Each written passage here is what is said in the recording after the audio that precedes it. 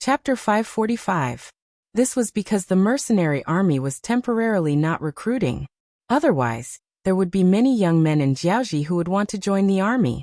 After all, the treatment and conditions of the mercenary army were too good, making people envious. However, in order to ensure the purity of the army, Yang Chendong did not have the intention of letting other foreign races join. If he really needed temporary auxiliary soldiers, the Southern Ming Empire had prepared a total of 4.5 million people for him. Among them, the proportion of adult men was more than 1 million. At that time, he would not be able to get as many as he wanted. After this round of adjustment, nearly a month had passed. At this time, the coast of the Southern Ming Empire's Songjiang Prefecture could be said to be a busy scene. For nearly a month, the Yangtze Navy had been doing the transportation work.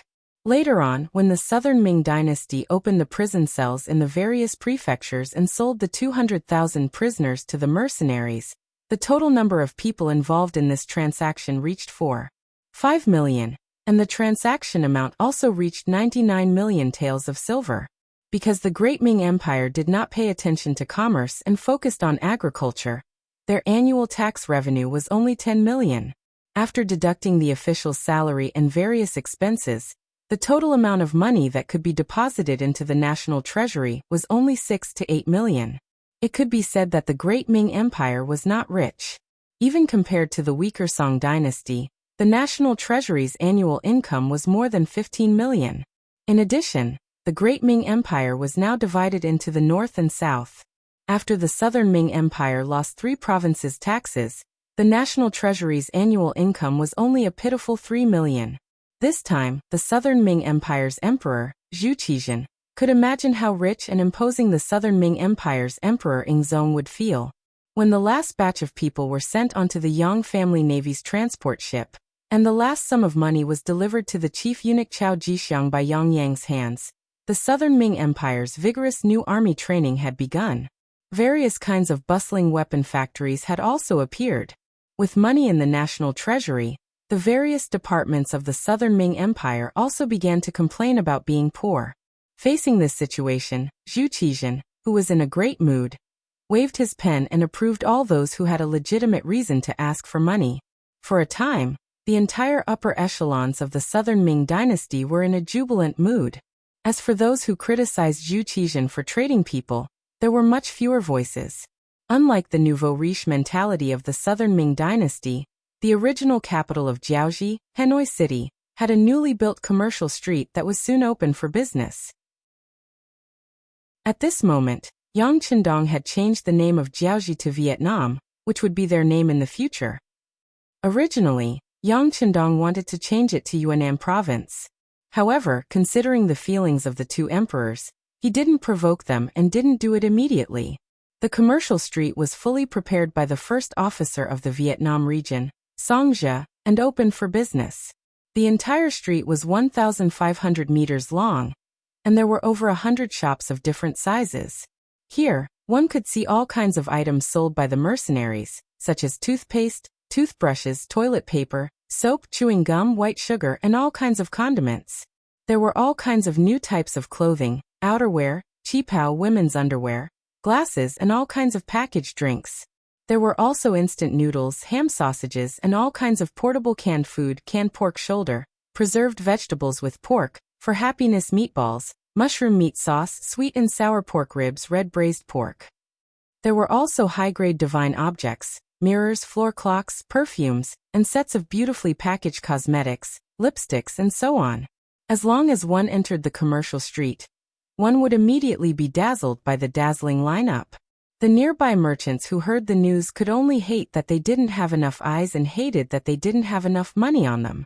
Although the prices of the items sold in the commercial street were not high, the demand still exceeded the supply, especially the divine objects like the mirror and the floor clocks.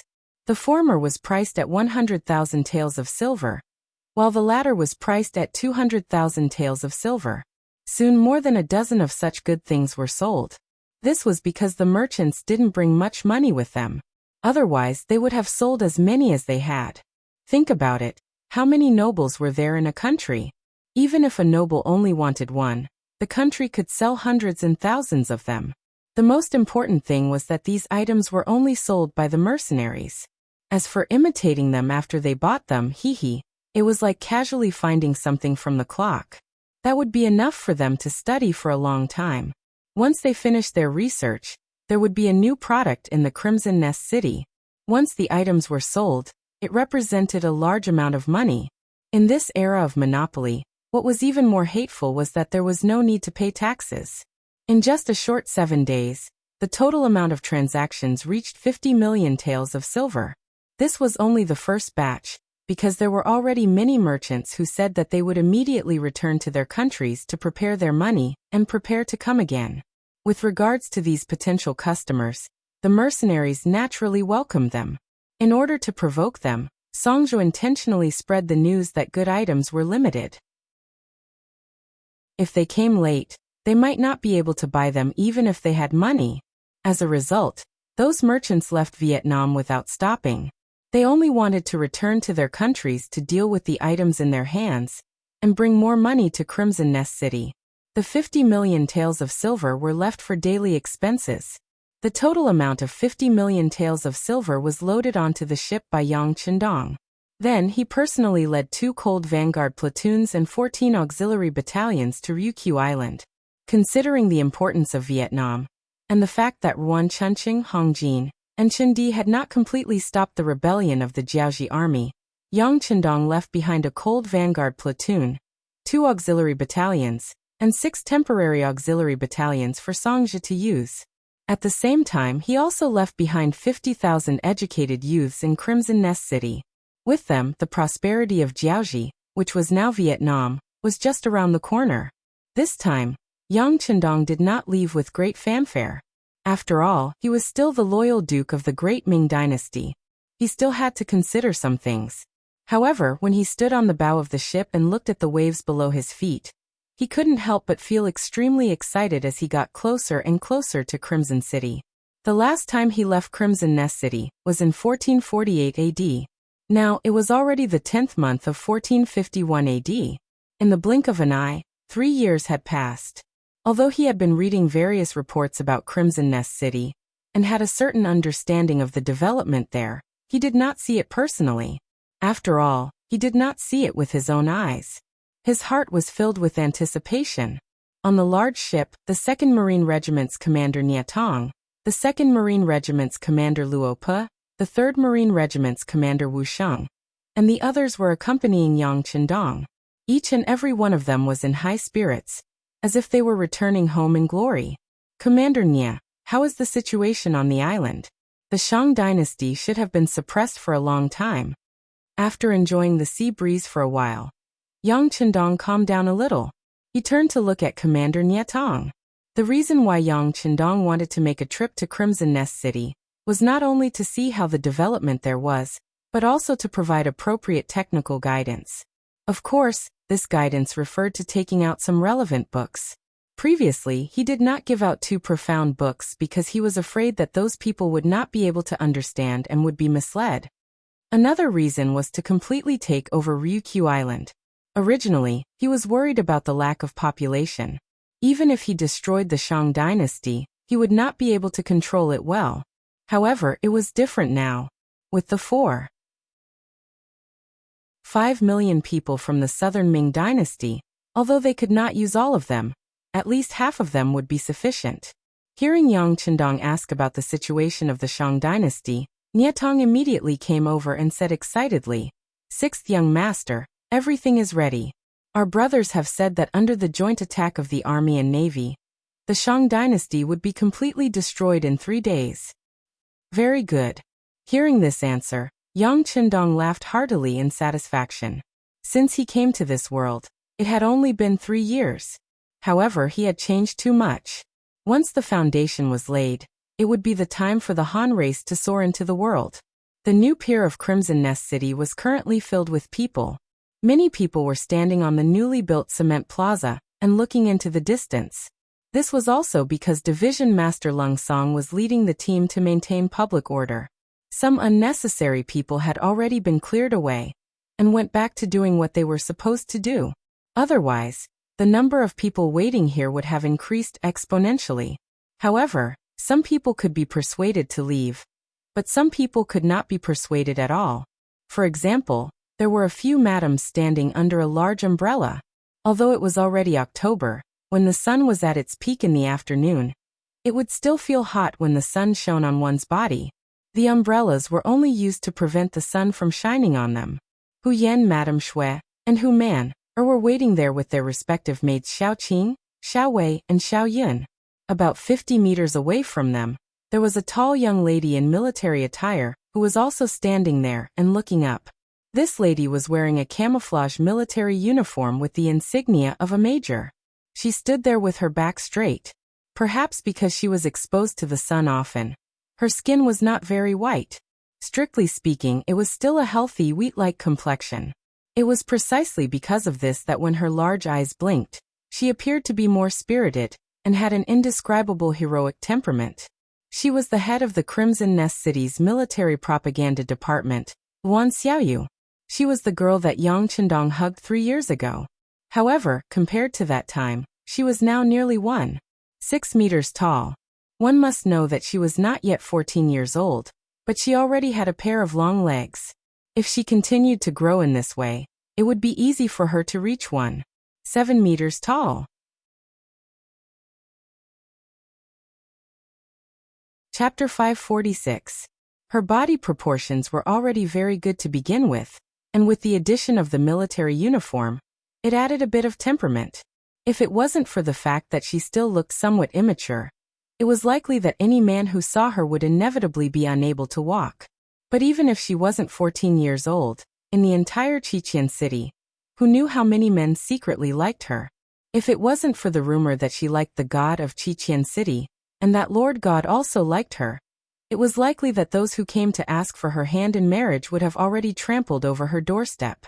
It wasn't strange, in that era, there were many women who got married at the age of 14, and there were even some who became mothers at this age. But Luan Xiaoyu was not an ordinary person.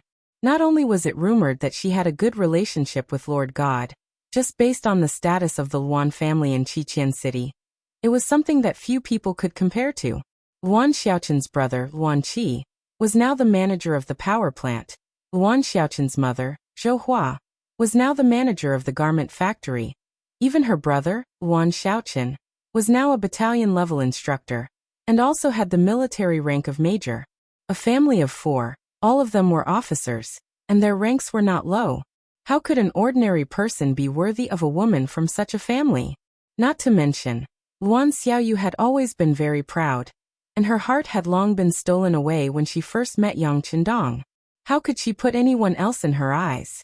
If it wasn't for the fact that she was on military duty and couldn't leave the island, she would have already gone to the Great Ming Dynasty to find her sweetheart. As a matter of fact, knowing that Yang Chendong was going to return to the island to investigate, she had long since arrived at the new pier to wait. And in the process of waiting, her eyes would occasionally look at Hu Yan and the other women not far away. Luan Xiaoyu knew that these 3 women were the wives and concubines of Lord God. This news had long spread after they came to the island. For this matter, her mother, Zhou Hua, had already told her more than once to get closer to the 3 madams when she had the time. After all, they would all be serving the same master in the future, and if she built a good relationship now, she wouldn't be at a disadvantage in the future. This was one of the benefits of a man in a feudal society. As long as one had the ability to marry a few concubines, there was absolutely no problem. Not only would no one criticize you, but they would also think that it was right and proper. After all, capable people needed women to give birth to their children, didn't they? It was just that Luan Xiaoyu was still a little young in the end, and her skin was a little thin. Therefore, although she knew of the existence of these 3 madams, she had never gone to visit.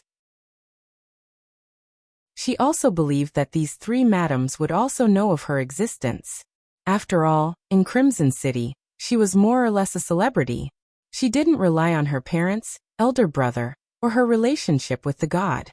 As the head of the military's propaganda department, she organized many programs for the female soldiers under her, which greatly boosted the morale of the military and factory workers. More than once, she was praised by the 2 commanders, Lung Song and Gao Xiong, for her excellent performance. Even Lord Yu Qian, who was in charge of Crimson City, was full of praise for this little girl. Right, speaking of this Lord Yu, he was one of the few Wuxia officials who didn't come to the new pier to welcome Yang Qindong. Perhaps he still didn't know how to face Yang Qindong, or perhaps he was just a workaholic and didn't want to waste his time on this kind of exchange of favors. Instead, it was Lung Song and Gao Xiong who were already standing here. The reason why they were able to have everything they had now was completely because of Yang Qindong's recognition and promotion. Even if it was for the sake of repaying the favor, they still had to appear here. Indeed, when so many people were waiting here, under everyone's anticipation, the shadow of a large ship finally appeared in the distance. Then they heard someone loudly shout, "The ship is here!" This shout attracted everyone's attention. Even the three madams who had been sitting under the large umbrella couldn't help but stand up, expressing the anxiety and anticipation in their hearts. The ship that Yang Qindong was on was a new type of ship, powered by coal, and its speed was naturally extremely fast. In less than an hour, the ship had already arrived at the new pier and began to slowly approach the shore. At the new pier, there were already Navy personnel directing and carrying out the security work. Although Crimson City was Yang Xie's base, and there shouldn't be anyone who could threaten Yang Qindong here. However, for the sake of safety, the necessary security work still had to be done. Just like when the ship approached the shore, the first and second guards came down first and took over and supplemented the security work.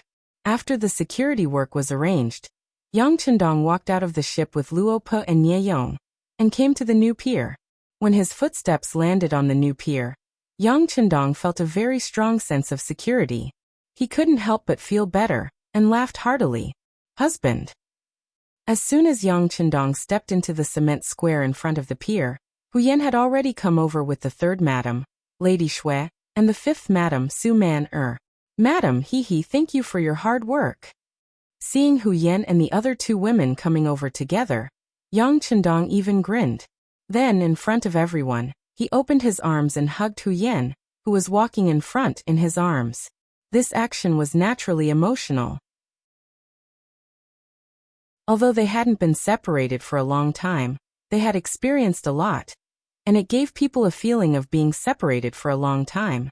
In addition, Yang Qindong was an emotional person, so at this moment, he naturally didn't suppress his emotions.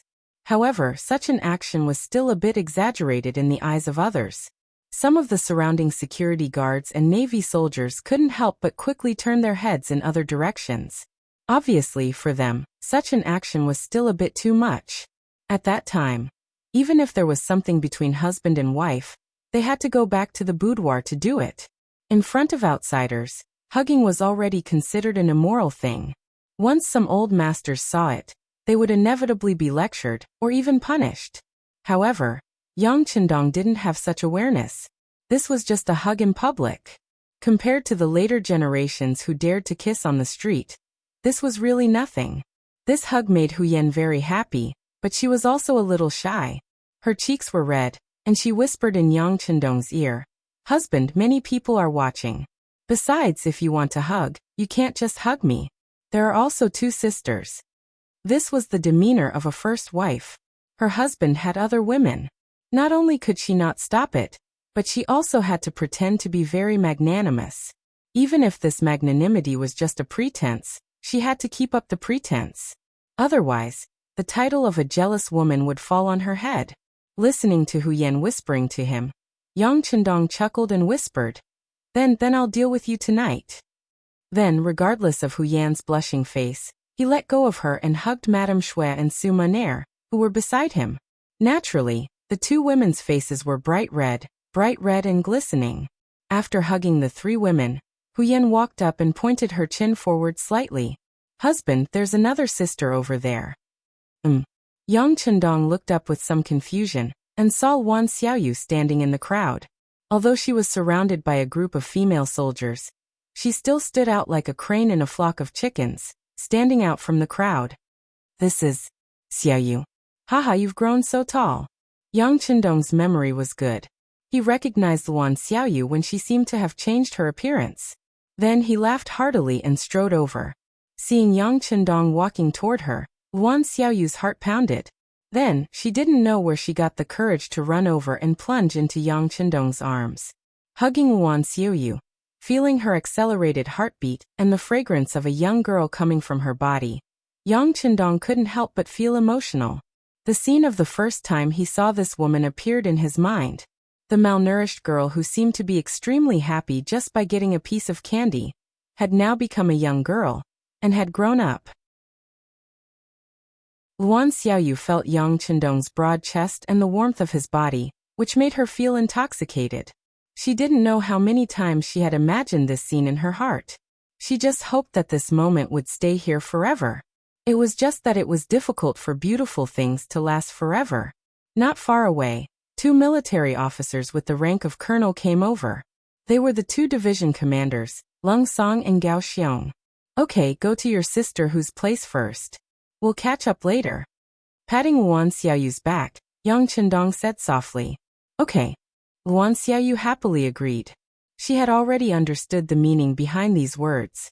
Since she was allowed to stay by Hu Yan's side and call her sister, didn't that mean that he had acknowledged her position? Luan Xiaoyu ran to Hu Yan and the other 2 with a red face, and called them sister one by one.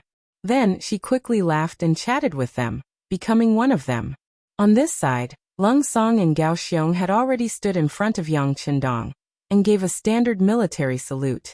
Yang Chendong first returned the salute with a solemn expression. After he put down his arms, he smiled and raised his hand to punch Lung Song and Gao Xiong in the chest. Not bad, you 2 have become a lot stronger. If there's a chance, let's spar. Feeling the sincere friendship shown by Yang Chendong, the 2 division commanders also laughed. But they didn't give any answer to this matter of sparring.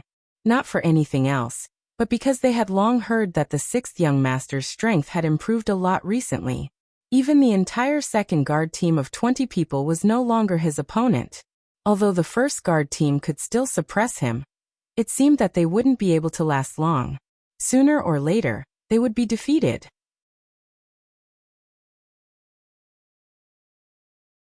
Chapter 547.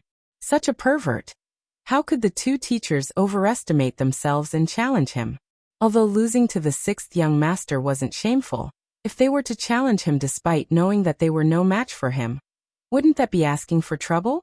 After the 2 division commanders, several other regimental officers came over and saluted.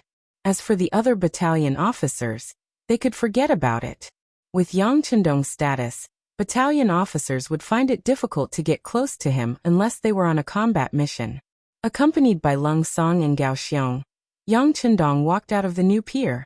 He did not choose to sit in a carriage, but instead decided to take a stroll through the streets to see how Crimson City had changed. The cement road was 12 meters wide, and on both sides were neatly constructed cement houses. From time to time, he could even see a few tall buildings rising. All of this left Yang Chendong nodding his head in approval. This was only the outer perimeter of Crimson City, but it was already so well maintained. In terms of hygiene, Yang Chendong was particularly satisfied. In comparison, the cities of the Great Ming Dynasty were completely lacking in quality. Back in the Great Ming Dynasty, even the capital of the Great Ming Dynasty was filthy and disorderly. In terms of urban environment, the streets were cramped and filled with feces and urine, with mosquitoes and flies flying about. The sweltering heat of summer exuded an unpleasant stench, and when it rained, there would be waterlogging everywhere, causing plagues to occur from time to time. On the other hand, the streets of Crimson City were not only wide, but also clean and sanitary. Every several hundred meters, one could see a public toilet, effectively solving the problem of people going to the toilet. Of course, this was just a difference in terms of hardware. In terms of people, the streets of the Great Ming Dynasty were filled with eunuchs, prostitutes, and beggars. All sorts of ugliness reigned supreme in the world. In terms of the mental state of the citizens, there were many greedy and lazy people, and few kind and diligent people. Unlike in Resin City, there was almost no one on the streets. What he saw the most was the towering chimneys. From time to time, black smoke would come out, indicating that the factories were in operation. The workers were busy with production and self-sufficient. It could be said that the scenery here was completely different from the outside world. Yang Chendong wasn't the only one who felt this way. Even the newcomers felt the same way. Just like the 5 million Han people who arrived earlier than him, they were stunned by the beautiful scenery here. Perhaps in the eyes of many people, even the heaven in their hearts was nothing more than this. They quickly entered a temporary resting place. Although it was only a temporary house built in a rush, the conditions and environment were much better than their previous living conditions. At this moment, the people who had originally left their homes and were still resentful towards this place quickly adapted to it. Not many people thought of leaving. Not bad. The environment is good and the streets are clean. After walking for a while, they could see green grass and tall, thick and lush trees. Yang Chendong had a satisfied look on his face. Green City was something he had considered when he first built Red Nest City. A good environment could always make people happy. In such an environment, when people were in a good mood, their efficiency in doing things would also increase. As for Yang Chendong's performance, the two teachers didn't dare to claim credit. This was all arranged by the sixth young master before he left. They were just following the instructions, so they just laughed. Alright, although the order was given by me, you guys also deserve credit for carrying it out. Yang Chendong seemed to know why the two of them were laughing, so he directly said it. Yes, thank you for the praise, sixth young master. The two teachers quickly stood up and bowed. Yang Chendong smiled and asked the two to put down their hands, then continued walking forward. At this moment, they arrived at a large factory surrounded by walls. This should be a factory, but I don't know what it is for. Replying to the sixth young master, this is the main garment factory. Lung Song explained. Oh. Hearing that it was the main garment factory, Yang Chendong nodded. Then let's go in and take a look. This was out of curiosity, and also a kind of inspection. It was a surprise inspection. However, it was obvious that Lung Song and Gao Xiong didn't have any intention of rejecting this request, nor did they show any signs of nervousness. It was obvious that they were very confident in this place and weren't afraid of inspection. Yang Chendong saw the two teachers' reactions and nodded to himself. His footsteps didn't stop as he walked into the factory with the signboard of the main garment factory. Red Nest City implemented military-style management, so there were naturally guards at the entrance of such factories. On this point, Yang Chendong learned from some factories in the future. In order to prevent some people from causing trouble, every factory had a department and organization called the security department. If the security department couldn't solve a problem, they would contact the nearby public security bureau. If they still couldn't solve it, then they would have to use the military. The guards here were very competent. If not for the factory's workers, they wouldn't be allowed to enter. It was just that this time, Yang Chendong's background was too great. Not to mention the group of people following him from afar, just the two people beside him were actually the strongest representatives of Crimson City's military. Two division commanders had come together. This lineup made the guards in charge of guarding the factory a little flustered. Then, someone immediately ran to the inner department of the factory to report. At this moment, the main garment factory was also very lively. The reason why it was called the main garment factory and not the main garment factory was because it wasn't made up of just one factory. Inside there were the first textile factory, the second textile factory, the garment factory's underwear factory, and the military uniform factory. It was said that there were also small military and other factories arranged here. Because the scale was limited, they didn't set up their own factories. For example, in a garment factory, there were male garment factories and female garment factories. As a result, the number of workers in the main garment factory had reached 50,000. It seemed that 50,000 people in a large factory wasn't a small number.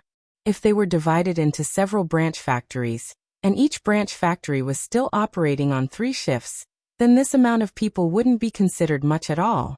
It must be known that in this era, there were simply too few machines. Most of them relied on manual labor. Fortunately, because of Yang Chendong's appearance, he had gotten some simple blueprints, and used the blacksmiths and craftsmen to make them. Furthermore, with the development and usage of electricity, the efficiency had been raised to a certain extent. However, it was clear that the number of people was still insufficient. Once the 4.5 million Han people had adapted to the environment and life here, It was destined that the garment factory would have to continue expanding, perhaps even more than double in size. The reason why it was so lively was because the factory director, Zhou Hua, as well as a few branch factory directors, had been gathered. The person who had gathered them was the current manager of Red Nest City, Yu Qian. He was here today to supervise the production of the clothes. There was no choice. With the sudden arrival of 4.5 million Han citizens, even if each of them were to make 2 sets of clothes, they would need at least 9 million sets. Furthermore, these were just outerwear. What about underwear? What was different? What was the need? It must be said that the people who came to the southern Ming Empire were all refugees. Many of them were wearing clothes that had been around for who knew how long. Therefore, things like lice and pests would definitely exist. When they entered the new pier, each of them was given an outerwear. As for their previous clothes, they were all gathered together and burned. It was just that these 4.5 million sets of clothes were still in stock from the previous garment factory. Moreover, they were not custom-made. As a result, some people's clothes were too short, while some people's clothes were a little too long for their children. There was nothing that could be done about it.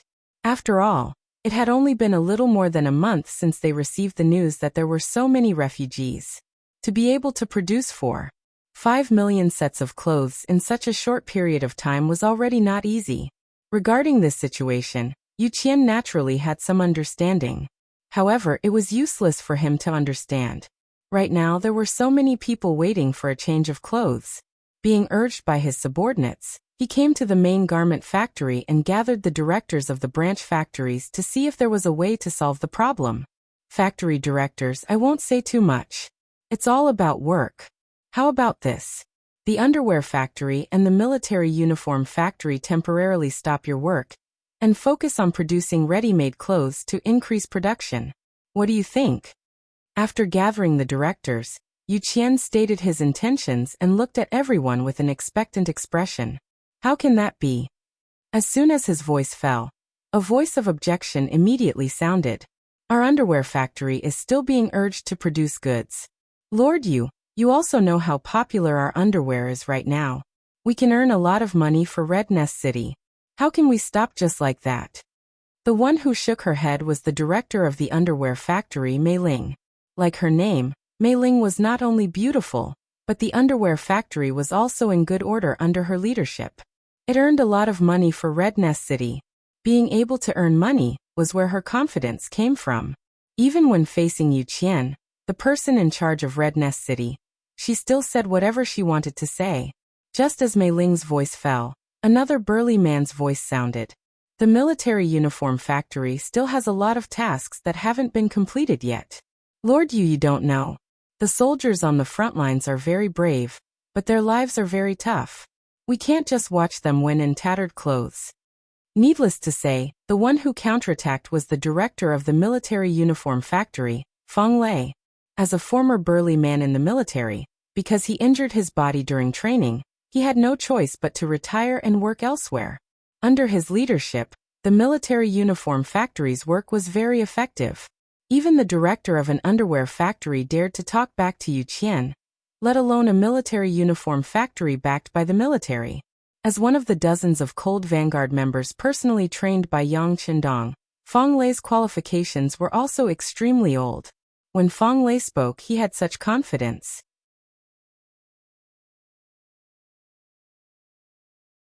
Chapter 548. Yu Qian's face was a bit ugly after being contradicted by 2 subordinates. Fortunately, he knew that this was not a personal grudge, but for work. Although he was a bit unhappy, it was still within the range that he could understand. The head of the garment factory, Zhou Hua, who had been standing at the side without saying anything, glared at Mei Ling and Feng Lei before saying in an embarrassed tone, Lord Yu, they are only speaking from a work point of view. If they have offended you in any way, please don't take it to heart.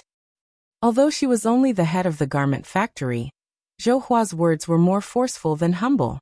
First of all, as the director of the main factory here, Zhou Hua would definitely be biased and consider the interests of the whole garment factory first. Secondly, and most importantly, who did not know the position of the Luan family in the entire Qiqian city. The head of the family was the head of the most popular power plant. His eldest son was a battalion-level political worker. His daughter was even more powerful. Not only was she the head of the propaganda department, she was also rumored to be one of the future concubines of the God Lord. So what if she was a concubine? In the entire Chechen city, who knew how many girls wanted to have such an identity? Even being a servant girl by the God Lord's side would make many people envious. That was equivalent to being a close official. People said that the gate of the prime minister was a 7th-rank official. Because of this, who knew how many people went to the Luan family to propose marriage? If Luan Xiaoqian wanted to choose a wife, he would definitely be very picky. As the woman in charge of the Luan family and the head of the garment factory, Zhou Hua's position was clearly very high. Towards Zhou Hua, Yu Qian was also very respectful. Not for any other reason, but because of her ability to work. Once the higher-ups gave her a task, she would always do her best to complete it. She would even exceed the quota. If not for the fact that there were too many Han people this time, the work in the garment factory would have been very satisfactory. Letting out a long sigh, Yu Qian said with an ugly expression, I know that everyone has their own difficulties, but didn't the Duke of Loyalty say that people need to be human? Money can be earned again. The soldiers' clothes can be mended and used again. But those Han people who came from afar don't have a second set of clothes. They don't even have a change of clothes. In such an environment and conditions, it's too difficult to expect them to have a sense of belonging. It's not easy for us to do our job. Since Yu Qian spoke of his own difficulties, the others naturally did not say anything. Although they did not say anything, their attitude was firm. It was not so easy to change. The atmosphere seemed to be in a stalemate, causing everyone's expressions. But at this moment a loud voice sounded. Lord Yu is right. Everything must be based on the people. I think the garment factory still needs more support. Who? When they heard someone commenting on the work of the garment factory, and from the tone, it seemed to be Yu Qian, the directors of the branch factories became a little unhappy. In particular, Feng Lei, the head of the military uniform factory, turned around and looked fiercely in the direction of the voice. The few of them looked in the direction where the voice came from. What they had in common was that when they saw the person who spoke, everyone was stunned on the spot. After that, Feng Lei, who was from the military, reacted the fastest. He strode forward with a face full of excitement. Sixth young master, you've come. Hehe, factory director Feng Lei, how is it? Are you used to working here as a military person? Yang Chendong laughed and called out the other party's name. The person who came was Yang Chendong. Ever since he released the qi in his body, his senses had become exceptionally sharp. Just now, he was accompanied by Lung Song, Gao Xiong, and the others as they walked over. While they were still far away, he heard the conversation between Yu Qian and the others. Feng Lei, who was called out, was very excited. He did not expect that after more than 3 years, Yang Chendong could still recognize him at a glance. This excitement made his eyes brim with tears. Sixth young master. I'm still used to it. Get used to it. Yang Chendong walked to Feng Lei's side and took the initiative to shake hands with him. Then he patted Feng Lei's shoulder and said, Everything is work. As long as you put your heart into it, you will still contribute. When the time comes, the people will not forget you. Yes. After receiving Yang Chendong's encouragement, Feng Lei's tears flowed uncontrollably. He originally thought that because of his body's condition, the sixth young master would forget about him after he left the army. Now it seemed that he had thought too much. After shaking hands with Feng Lei, Yang Chendong hurriedly took a few steps forward. He took the initiative to greet the other factory directors, and shook hands with them one by one. When he shook hands with Zhou Hua, he took the initiative to call out, Aunt Zhou. As soon as Lin Mingya called her auntie, Zhou Hua's smile immediately spread across her face, as if she had drunk honey. This scene was seen by Luan Xiaoyu, who was among the crowd behind them. Her face immediately flushed red and she was very happy. This was the face that the sixth young master gave her. Thinking about it, in Crimson City, how many people could claim to be his senior? After shaking hands with everyone and thanking them for their hard work, Yang Chendong finally came in front of Yu Qian. Then he said with a smile on his face, "Sir, you've worked hard during this period." You've worked hard too." With a straight face, Yu Qian was a little uncomfortable. Thinking back to when he was imbibing, Yu Qian still had a lot of opinions about Yang Qindong. He thought that this young man was a little too arrogant and always looked down on others. He preferred to be unconventional, and such people had to be dealt with properly. Therefore, he was willing to do anything that could make Yang Qindong uncomfortable. But who would have thought that he would actually become someone else's subordinate? This was really fate making a fool out of him. Yu Qian's awkwardness was within Yang Qindong's expectations. However, Yu Qian was a capable person, and he respected capable people very much. Therefore, he would not talk about the past in front of everyone, let alone make things difficult for Yu Qian. On the contrary, after greeting the few people, he stood firmly on Yu Qian's side and gave a speech. "Factory directors, Sir Yu's words are very reasonable. I once said that technology is the #1 productivity, but at the same time, we have to put people first. This time, we spent a lot of money to liberate more than 4 million Han civilians from the southern Ming dynasty. They are our brothers. As a family, how can we watch our brothers have no clothes to wear? I don't think that's possible. Therefore, I personally suggest that the underwear factory and military uniform factory cooperate with the garment factory and solve the problem of the civilians wearing clothes first. As for making money, it can be done at any time. Take care of the uniforms carefully and sew them up. I'm sure the cute soldiers below won't have any objections, right?" When he said the last sentence, Yang Qindong had already turned around and looked at Lung Song and Gao Xiong behind him. "Yes, sixth young master is right. Our army and the civilians are one family. It's only right that we help each other." Lung Song and Gao Xiong looked at Yang Qindong's gaze and knew what to say. Although this was Yang Qindong's personal suggestion, the entire Crimson City was created by him. What difference was there between his words and the emperor's decree? As for whether Mei Ling and Fang Lei would have any opinions, not to mention that they had no way of refuting Yang Qindong's decision, he could decide their future with just a few words. Who would joke about this matter? What if you don't want to work anymore, then leave? A three-legged toad is hard to find, but aren't there plenty of two-legged talents?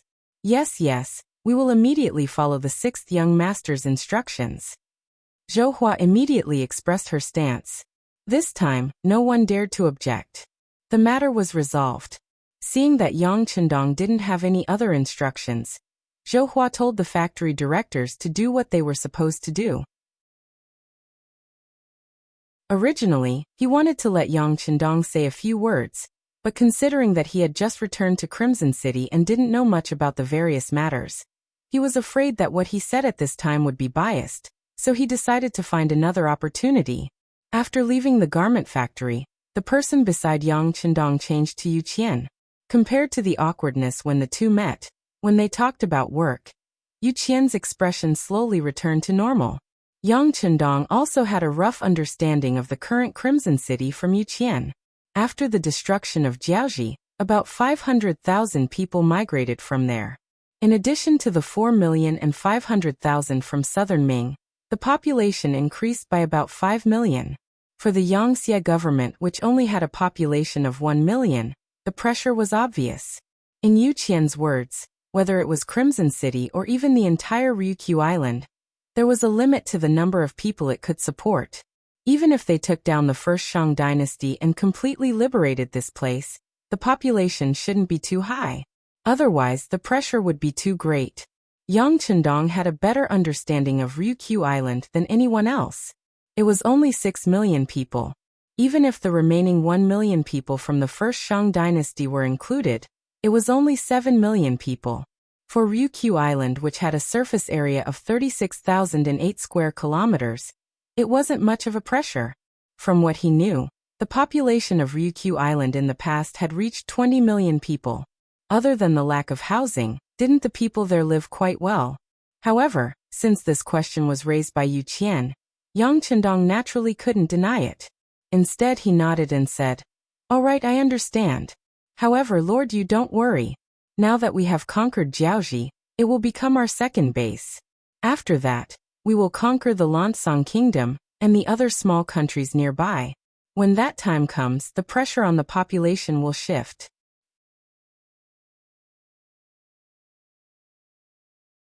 Chapter 549. Listening to Yang Qindong talk about these things so casually, Yu Qian was very shocked. At this time, he really wanted to ask what Yang Qindong's goal was. If one day he really cleaned up the small countries nearby, what attitude would he use to face the great Ming dynasty?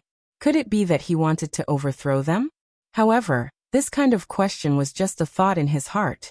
Although he was now in charge of Crimson City, he still knew what to ask and what not to ask.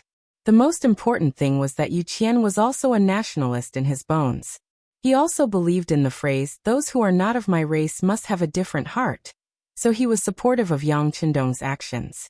Yang Qindong had returned to Crimson City, but under his intentional suppression, this news did not spread too widely.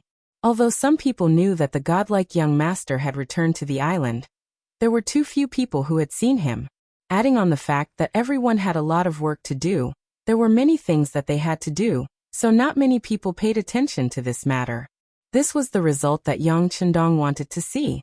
After all, there were suddenly so many people on the island. He wouldn't believe that there weren't spies from the Great Ming Dynasty and other forces. Although the military had already controlled the way out of the island, it was better to be low-key just in case. If he was low-key, no one would pay attention to him. Even if some spies really escaped, they wouldn't be able to get conclusive evidence that he was the leader of the mercenaries. It was no wonder that Yang Qindong was so careful. The Great Ming Dynasty was still very powerful, especially when there was new news that Bai Ming had developed some new cannons. Perhaps it wouldn't be long before the new cannons would be equipped in the army. After the Southern Ming Dynasty received so much help, the promotion of firearms would also be put on the agenda. With Bai Ming and the Southern Ming Dynasty being in each other's shoes, the Southern Ming Dynasty would probably steal the new cannons that Bai Ming developed. They would also be equipped with new cannons.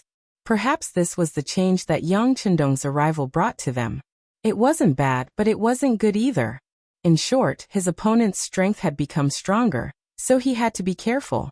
Before he had a strong enough army, he still had to be cautious when dealing with the Great Ming Dynasty. Although he didn't want to meet with ordinary people, he still wanted to meet with some of the higher-ups and factory directors. Firstly, it was to encourage them and show that he valued them. Secondly, if there were any problems, he would be able to help them solve one or two.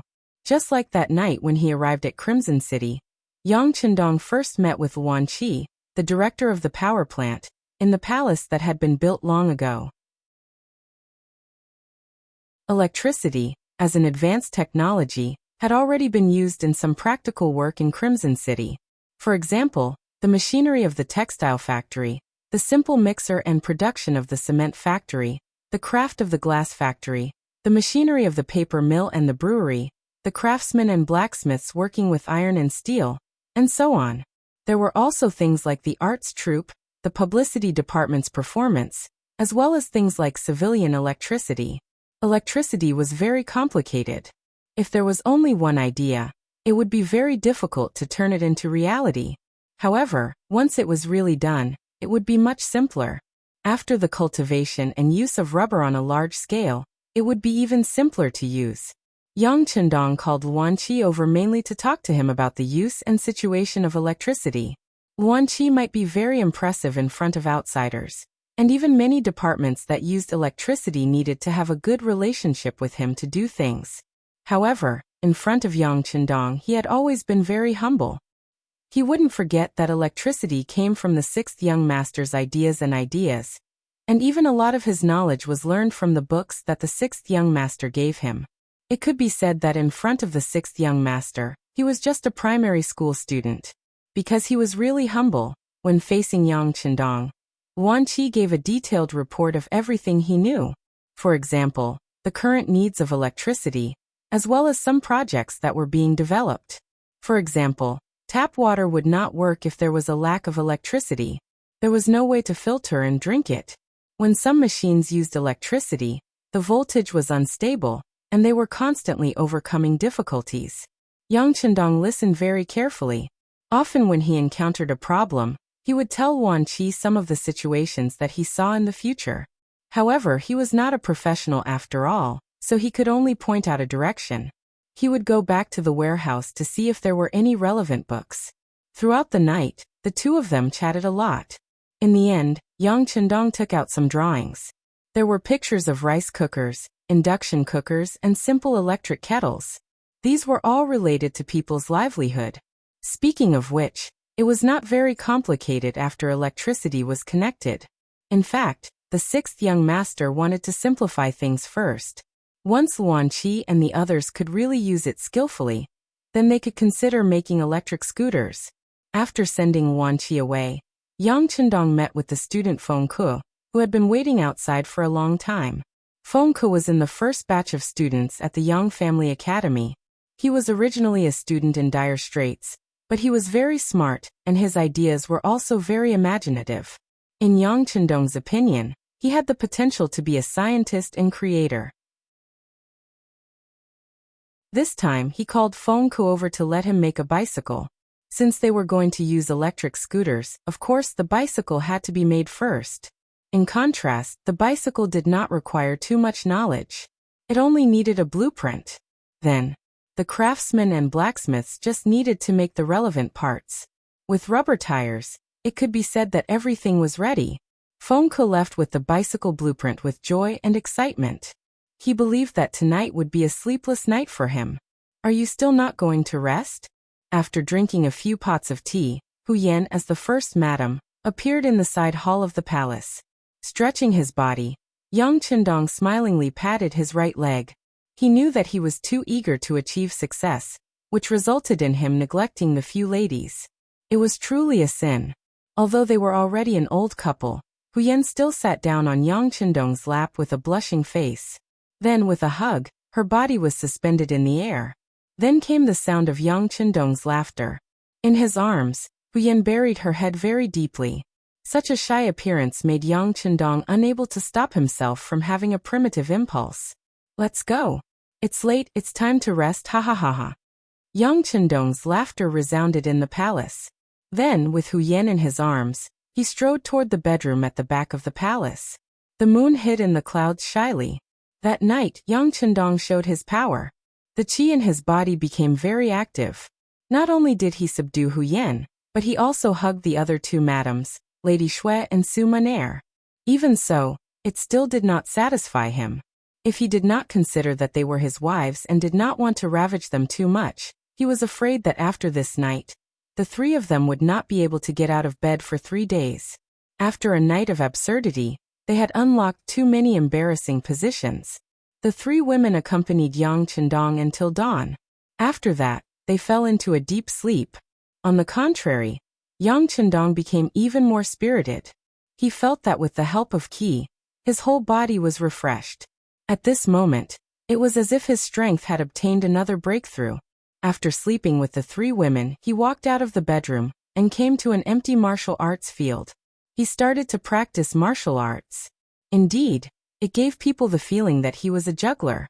If there were people from later generations here, they would definitely watch all of this as if they were watching a martial arts movie. The only difference was that Yang Chendong did not install any auxiliary items such as wires on his body. In other words, Yang Chendong's leap was more than 10 feet high. It was completely done with his own strength. 10 feet was 3 meters. More than 10 feet could reach a height of 4 meters. However, Yang Chendong could jump straight to such a height after forcefully pulling out the scallion from the dry land. If he was given a chance to run, he would probably jump half a meter higher. This could be described as Qinggong. In fact, even Qinggong was not as powerful as this. After all, there was a limit to the jumping speed of the human body. It was already good for an average person to jump about half a meter. It was already shocking for those professional basketball players to jump more than a meter. However, these were nothing in front of Yang Chendong at this moment. Feeling that his body was as light as a swallow, and the existence of the qi seemed to allow him to perform all kinds of dangerous actions that existed in his imagination at will. After there was absolutely no difficulty, Yang Chendong tried his best to break through. Waves of turbid qi were spat out, and his body became more vigorous. Fortunately, This place was very close to the bedroom in the back hall of the palace. Usually no one would appear here. Even the soldiers of the first and second guard teams could not appear here without orders. After all, everyone wanted privacy. No man would want his wife to be stared at by other men every day, right? It was precisely because of this that Yang Chendong's performance today was not discovered by anyone. Otherwise, who knew how big of a commotion it would cause? A full half an hour, which was equivalent to an hour now. After an hour of high-difficulty training, Yang Chendong finally stopped the movements of his hands with a satisfied face. After the extremely active qi in his body, he sat cross-legged on the ground and began to absorb the essence in the air. The season of the year was in spring, and the time of the day was in the morning. The air in the morning was often extraordinarily fresh. In this fresh air, there seemed to be some qi of heaven and earth mixed in. These were all unceremoniously absorbed by Yang Chendong into his body, and finally turned into a cloud of white mist that appeared above the head of the sixth young master. This scene looked very unrealistic.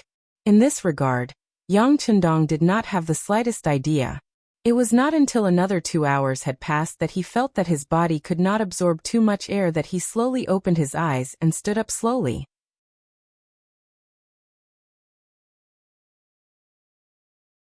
Chapter 550. At this moment, he felt that the bones in his body seemed to have become lighter. On the contrary, the strength of each punch was more than 10% stronger than before. Could it be that it can improve my body's quality and strength? I should try it more often in the future. A rare look of curiosity, or even lust appeared on his face. Yang Chendong hummed a tune that no one else could understand as he left the place. After a morning of training, he was too hungry. He urgently needed food to replenish his energy. After a night of tiring, Yang Chendong didn't show any signs of fatigue. Instead, he was full of energy. After eating 3 people's worth of breakfast, he left with the first and second guard squad. After coming to Resin City, there were too many things that required his attention.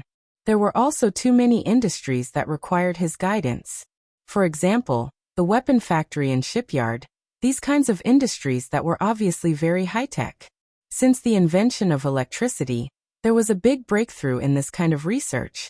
The production of some items could even be considered as an assembly line operation.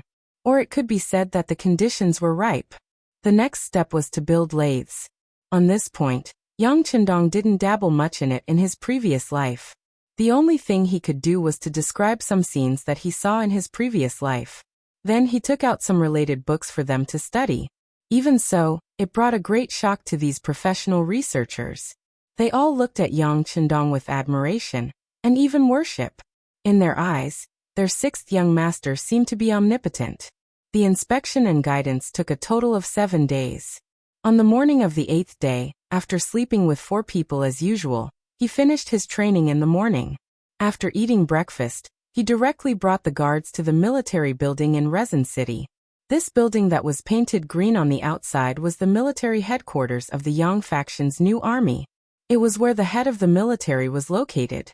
For example, Lung Song and Gao Xiong, the 2 division commanders, had their own offices here. This morning, it could be said that the military officers were gathered here. A group of military officers with the ranks of senior colonel, colonel, lieutenant colonel, and major were standing in the plaza in front of the building. They attracted the attention of many people in the building. This was the first time something like this had happened. Although there were already quite a number of officers in the building, most of the time, everyone was busy with their own matters. How could it be as complete and lively as this time?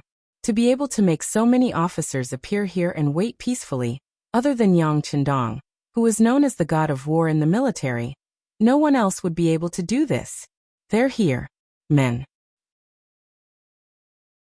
A lieutenant colonel hurriedly ran back to the courtyard. When he returned to his team, he brought the news that Yang Chendong had arrived. Not long after, Yang Chendong, who was dressed in a marshal's uniform, arrived in front of the military headquarters under the escort of dozens of guards. Salute! Lung Song took the lead and gave the command. Immediately, the 20-something officers raised their right arms and gave a standard military salute. Yang Chendong stopped in his tracks and returned a solemn and serious military salute. After that, he laughed and went forward to shake the hands of the high-ranking officers, trying to get closer to each other. Those who were here today were all elites of Lung Feng. They were all at least battalion-level officers. On the army side, there was the division commander of the 1st Regiment, Lung Song, the political commissar of the 1st Regiment, Mo Chengyu, the chief of staff of the 1st Regiment, Tung Shan, the 2nd Battalion commander, Ling Dechang, the 3rd Battalion commander, Xiao Yining, the 2nd Regiment commander, Luo Pa, the 2nd Regiment commander, Kong Jie, the 2nd Regiment commander, Kong Chuanqin, the 3rd Battalion commander, Tian Su, the 3rd Regiment commander, Wu Sheng, the political commissar, Chen Bo, and the 3rd Battalion commander, Chang Yang. On the Navy side, there was the division commander of the 1st Regiment, Gao Xiong, the political commissar of the 1st Regiment, Ji Fei, the chief of staff of the 1st Regiment, Yu Guang, the 2nd Battalion commander, Ding Yan, the 3rd Battalion commander, Xiao Changwang, the 2nd Regiment commander, Nie Tong, the 2nd Regiment commander, Long Yin Tian, the 2nd Battalion commander, He Gong, and the 3rd Battalion commander, Gu Yang. It was no exaggeration to say that these people were the ones who formed the upper echelon of Lung Feng. Of course, there were a few officers who were not present. For example, Battalion Commander Xiao Feng, who had been in charge of Baiming's capital, but they were still in the minority.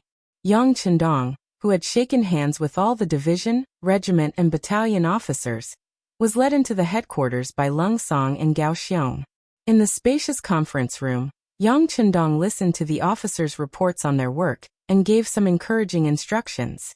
Then, everyone came to the sand table, where the division commander of the army, Lung Song, personally introduced the current situation of the First Shang dynasty to Yang Chendong and everyone else. Yes, the most important reason for his visit today, other than to see everyone and express the importance he attached to them, was to discuss the plan to destroy the First Shang dynasty. More than 3 years ago, from the moment he set his sights on Ryukyu Island, this plan had been in progress. Furthermore, with consecutive victories, the First Shang dynasty, which seemed to be flourishing, was suppressed to the new north region. After Tainan and Taichung were occupied, the First Shang dynasty had been struggling at death's door. It was like a terminally ill old man, who knew if he would be able to open his eyes again the next day after he fell asleep. Would the country still exist the next day? If not for the fact that they had to take into consideration their digestive ability, the First Shang dynasty would have long ceased to exist. In the process of exterminating Jiaoji, the Yang faction had developed greatly. This was especially so when they made use of the Southern Ming Empire's money to trade for 4.5 million Han citizens. The Yang faction finally had the ability to swallow up the number 1 Shang dynasty. Today's meeting was to formulate a military plan to exterminate another country. At the beginning of the meeting, Lung Song introduced the situation. He held a command stick in his hand and introduced the situation to everyone with a serious face. The New North region is the most prosperous region in the First Shang dynasty. In comparison, the economic conditions there are much better than Tainan and Taichung that we have occupied. This can be seen from the fact that no one has crossed the border recently. As a country that has only been established for less than 50 years, they are still full of vitality. Especially the 7th king, Shangda. Although he is still very young, he is indeed very capable. In the past 3 years, the spies that we have sent out have reported that they are actively working on military defense and training their soldiers. Especially their navy, they are equipped with self-made cannons. Although their range and functionality cannot be compared to our navy, they are still considered to be of a certain scale. If it were other opponents, they would be able to put up a fight. Through Lung Song's introduction, Yang Chendong couldn't help but sigh in his heart. The butterfly effect that his appearance had brought about was indeed powerful. Even the remote First Shang dynasty had developed their own cannons. Although it could be seen from Lung Song's words that he didn't think highly of them, they were still cannons. It seemed like his development speed still needed to be increased. Otherwise, although he couldn't be surpassed by others in a short period of time, when his opponents became stronger, the pressure on him to conquer the world would also increase. Everyone, our spies have reported that the enemy's army is stationed at Hsinchu and Ilan. There are 50,000 soldiers in each of these two places. Moreover, there are trenches all over the place. Several lines of defense have formed a deep defensive net, causing a certain degree of difficulty for our army to charge head-on. As for the navy, more than 600 warships have gathered at Keelung port. Although there aren't many of them of a large scale, at least 30 of them are equipped with cannons. The effective killing range is about 1 li, haha. When they heard that the effective killing range was only 1 li, the officers below laughed out loud. Especially the Navy officers. The lowest firing range of the cannons they were equipped with was 3,000 meters. Naturally, 500 meters was nothing in their eyes. Many people were laughing, but only Yang Chendong couldn't help but frown when he heard this. He knew that the repeated victories had brought pride to these officers. Some people said that the victory of a war didn't depend on the number of people on both sides. This was because there were countless people who had proven that one side could win with fewer people. There were also people who said that the victory of a war didn't depend on whether the weapons were advanced or not. This was also fully reflected in the war against the United States. Even though the number of cannons the enemy used was almost the same as the number of soldiers they sent out, in the end, they still didn't obtain victory and didn't advance a single step. There were also people who said that the victory of a war couldn't be determined only by the results of the war. After all, horses could stumble. Even an adult man could be trapped by a child's trap if he wasn't paying attention. But now these signs had appeared. At this moment, Yang Chendong couldn't help but say something. Just as many officers were smiling and had an indifferent expression, he suddenly opened his mouth. What? Are you guys very proud? That's duh. Out of instinct, one of the officers casually answered this sentence. But after realizing that it was the sixth young master who asked this question, the officer immediately stood on the spot with an awkward expression. The other officers who were still laughing and chatting also put away their smiles at this moment, and put on a stern face. If the question just now was asked by Lung Song or any of Gao Xiong's teachers, they wouldn't feel any pressure. After all, the people who were here were all capable of fighting. They were all individuals with good personal qualities. They had even been through the tempering of war, and were used to life and death. It was very difficult for these people to convince others. Even if your current position was higher than theirs, it didn't mean that your position would be higher than theirs in the future. Even if Lung Song, Gao Xiong, and the others obtained high positions, in the eyes of these officers, it was because they followed the sixth young master the earliest and had the opportunity to stand out. That was why they had their current achievements. On the contrary, if this opportunity was given to them, they could also perform as well or even better. This was the reason why some people were arrogant. The more arrogant and capable a person was, the more they naturally wouldn't submit to others. Even if that person was their superior, it was the same because the sixth young master had said more than once that those who were capable would rise and those who were mediocre would fall. There was no need to look at seniority.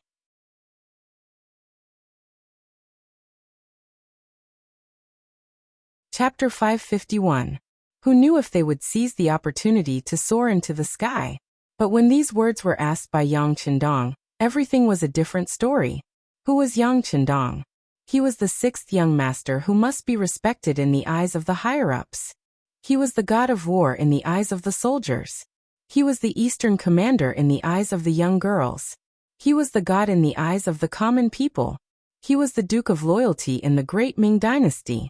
He was the founder of Yangxia, the creator of the mercenary army, and everyone's Bo Le.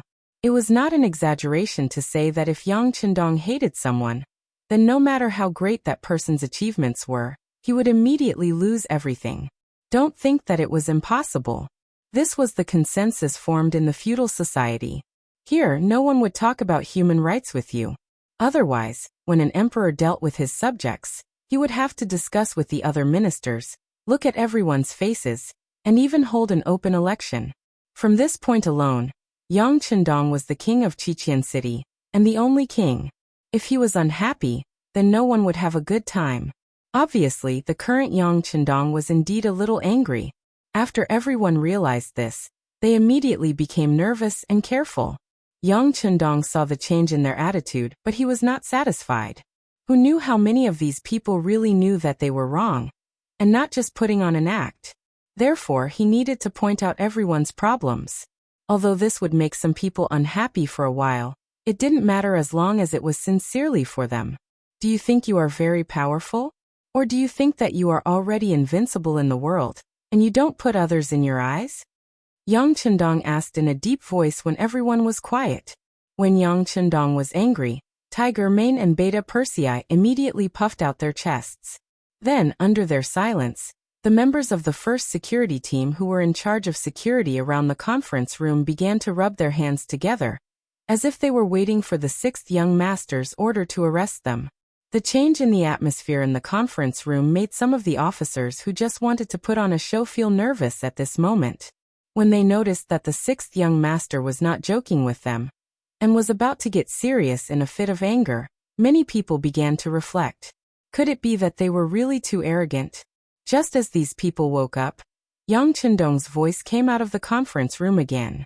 Pat your chests. You were able to obtain today's victory was not because the firearms in your hands were too advanced. Before the enemy could reach you, they were already killed by you. If you didn't have advanced firearms, how could you defeat the enemy? Do you know that in a cold weapon battle, even if we had the help of firearms, we still suffered hundreds of casualties in the battle with the Miao army? You boast about your strong combat power, but this is actually just a joke. It's all because our soldiers are well trained, the firearms in the army's hands are powerful, and we made a serious plan before the war. Do you really think it's your credit? If it is, which one of you will bring a big sword and a spear to me and win a battle with a small army? That will make me admire him. Which one of you can guarantee that you can do it? One question after another came out of Yang Chendong's mouth, making the officers speechless. Yes, thinking about it carefully, wasn't the reason why they were able to win so many battles because the quality of the soldiers was relatively close. They obeyed discipline and listened to orders. They planned carefully before the war. The source of information was timely and accurate, and they also had the most advanced firearms in their hands. Although these victories were attributed to them, in fact, what difference would it make if someone else was in command? Maybe they didn't do as well as they did, but there was another possibility. Maybe they did better than them. Thinking of this, the pride on their faces disappeared and was replaced by deep self-blame. They now knew that in a real war, they didn't play a big role. At least, it was much smaller than they thought. Their pride was gone, and their self-blame increased. Yang Chendong noticed the change in the atmosphere and his expression became better. As the saying goes, one cannot achieve anything without polishing. They had only just wiped out Jiaoji and occupied half of the Shang dynasty. Yet, some of them were already excited. If they didn't stop the wind from blowing, who would be able to control these people in the future? Sixth young master, it's our fault. We political cadres didn't do our part. Seeing Yang Chendong get angry and even reprimand them, someone had to take responsibility. The political commissar of the 1st Regiment of the 1st Division, Mo Chengyu, took the initiative to stand up and take responsibility. Following Mo Chengyu's action, the other political commissars also stood up, such as Kong Jie, Chen Bo, Ji Fei, and the others. Some of them had just become political commissars, like Chen Bo. Logically speaking, such a thing had nothing to do with them. However, Yang Chendong knew that this was only on the surface because they never thought of themselves as political cadres. Using Chen Bo as an example, he still thought of himself as the commander of the 2nd Battalion of the 3rd Regiment. In his eyes, the political commissar of the 3rd Regiment was just a part-time job. It only meant that he had been promoted. If that was all, it would not be enough. They would have let down Yang Chendong's expectations of them. The reason why the People's Liberation Army was able to win despite being outnumbered and ultimately achieve victory was because of the political cadres' hard work. Command of the party was not just for show. It was because of this that there was no mutiny among the soldiers. Yang Chendong did not think of using this method because he did not want to establish a party right now. This was not because it did not fit the current situation, but because he did not have the ability to do so.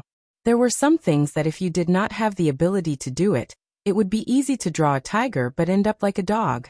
Therefore, he felt that it was necessary to establish a new department. He could use today's opportunity to establish this department. His gaze first fell on Mo Chengyu and the other political workers. Then he nodded and said, "You all have responsibilities. I have taught you before to grasp the hearts of the people, and to establish ideological work. This is to increase the fighting power of the army. These two things complement each other, just like how a person needs two legs to walk. However, it is clear that you did not listen to these words. Therefore, to show that you are not responsible for your work, each of you will be given a demerit. Do you have any objections?" There were rewards in the army, so naturally there were punishments. When it came to punishments, there were demerits and major demerits. These demerits were not to be underestimated. They were not only written, but also recorded in one's personal file. Moreover, each person could only have 5 demerits and 3 major demerits. If they exceeded these limits, then they would either be demoted or have to leave the army. Therefore, being given a demerit was something that many officers were afraid of. After all, for many people, their days in the army were still long. No one could guarantee that they would not make any mistakes. However, once they accumulated to a certain extent, who knew how many demerits would be given? Now that Yang Chendong had opened his mouth and said that Mo Chengyu and the others had passed, their faces became ugly. However, this was given to them by Yang Chendong, so they could not refuse. At this moment, they could only pinch their noses and accept it. Among them, Chen Bo was even more unconvinced after accepting it.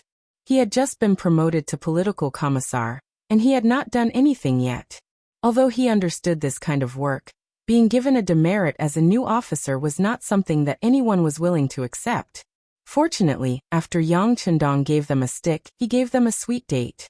In order to show the importance and necessity of political work, I have decided to establish a new department. It will be called the Political Department. Its rank will be the same as the military. I will be the head of the Political Department.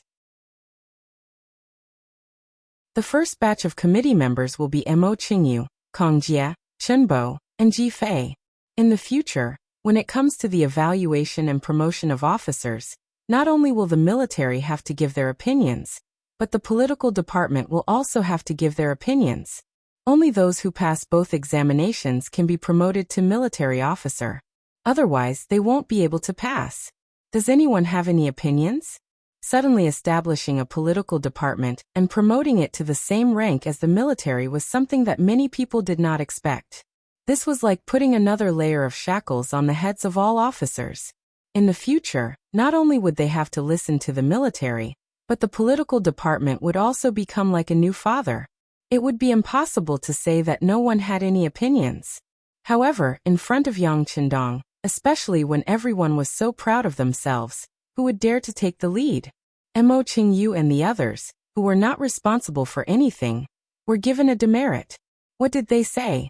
Therefore, when Yang Chendong asked for everyone's opinion, no one stood up to oppose. On the contrary, the two big shots in the military, Lung Song and Gao Xiong, spoke out in support. "We support the 6th Young Master's establishment of the political department." Lung Song and Gao Xiong spoke out in support. They had no choice but to do so. Otherwise, it would give others the impression that they wanted to monopolize everything. Why? Was the military so powerful? Couldn't there be any restrictions on their existence? More importantly, were they not going to listen to the 6th Young Master's words? Lung Song and Gao Xiong, who were already vice ministers of the military, would not allow others to hold them back. They immediately spoke out in support. Since the two division commanders had the same attitude, the other officers naturally raised their hands in support. Although some of these people might have different opinions, it did not matter. The minority obeys the majority.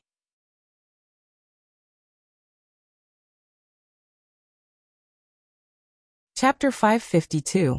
Furthermore, if there was something that could only be done after everyone agreed to it, then there would be nothing left in the world that could be done.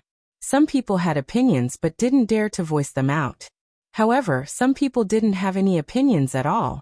For example, the committee members of the political department. They had just been marked down, and were feeling indignant. Now that they had a new position and could even decide on an important part of the military officer evaluation, it meant that they had more power in their hands. This would make their work much easier in the future. After all, this was related to their personal benefits, who would dare to not take it seriously. Among these people, Chen Bo was the happiest. He was already a regimental officer. He had just become a committee member of the military headquarters. Now he was also a committee member of the political department. He was the only one who was a committee member of both. How could he not be happy about it? As for when he could only be a committee member of one department, he would have to make a choice. However, it didn't matter. He was already the first committee member of 2 departments, wasn't he? This was enough. This would become the capital that he could show off to others in his life. He didn't care about what others thought. After Yang Chendong announced the establishment of the political department, he took over the baton from Lung Song. Then he came to the sand table and began to explain the battle plan. After Yang Chendong explained the battle plan that he had in mind, he also emphasized on the enemy's cannons. Those are cannons that can hit a mile away, although they can't be compared to the cannons in our hands. However, if we don't get rid of them, once the soldiers charge, they will be facing death. Although there are always casualties in war, I still hope that everyone can take the lives of the soldiers seriously. In the future, military achievements will not only depend on how many people you kill, but also how many people you lose. This will be done by the political department. Great, this increased the work of the political department and also increased their power. However, this was for the sake of the soldiers' lives. No one could raise any objections. For a moment, the officers could only nod and agree. The final decision of the meeting was to launch the war horn 3 days later. They would use 10 days to eliminate the first Shang dynasty and let Ryukyu Island become Yangtze's first base. In comparison, 3 days to prepare was already a lot of time. After all, the first Shang dynasty wasn't far away from the first Shang dynasty. Lung Feng was the main force of the soldiers participating in the battle, with the auxiliary soldiers as support. If it wasn't for the fact that the Navy needed more time to prepare, the mobilization order would have been issued today and the army could have set off the day after tomorrow. After arranging the work, Yang Chendong turned around and left the building under the protection of the guards. Lung Song and Gao Xiong, who originally wanted to ask the 6th young master to stay for dinner, didn't have the chance to speak. Division Commander Lung, could it be that 6th young master is angry at us? Standing at the gate of the military headquarters, after watching Yang Chendong leave, the Marine Division Commander Gao Xiong couldn't help but ask. Can't you tell? I say, Commander Gao, your Navy officers are a little too arrogant. You should reorganize them. Lung Song turned his head and said with some annoyance. Due to the fact that the Navy had advanced ships and cannons, they had been unrivaled on the sea since the beginning. After a long time, they naturally became arrogant and complacent. Being criticized in public, Gao Xiong's face didn't look too good. However, he wasn't someone to be trifled with. He immediately retorted, I admit that some of the Navy officers are a little arrogant. But is your army any better? Since when did you look down on others just because you have guns? Commander Gao, please don't worry about this. I will naturally take care of the army's matters. Even if we don't care, the political department will. You're on your own now. Lung Song turned around and left after saying this. It was obvious that he was a little angry. As someone who was chosen by Yang Chendong, Lung Song's achievements today were already beyond his expectations. After his desires were satisfied, he was worried about losing everything he had, so he would often consider many things when he did things. Things like being cocky would never happen to him. However, if he didn't do this, the officers under him would get carried away. This time, they were implicated by these people. In the past, when he saw this kind of thing happen, he always thought that these officers' fighting ability was very strong, so he turned a blind eye to it. But now that the 6th young master was angry, if he didn't do something, once the political department stepped in, it would be really embarrassing. So now he had to do something. Commander Gao Xiong also had the same idea as Lung Song. No one knew better than him what kind of soldiers he led. Yang Chendong's suggestion was also very correct. But in order not to disappoint his brothers, Gao Xiong didn't say anything. Gao Xiong was originally a pirate.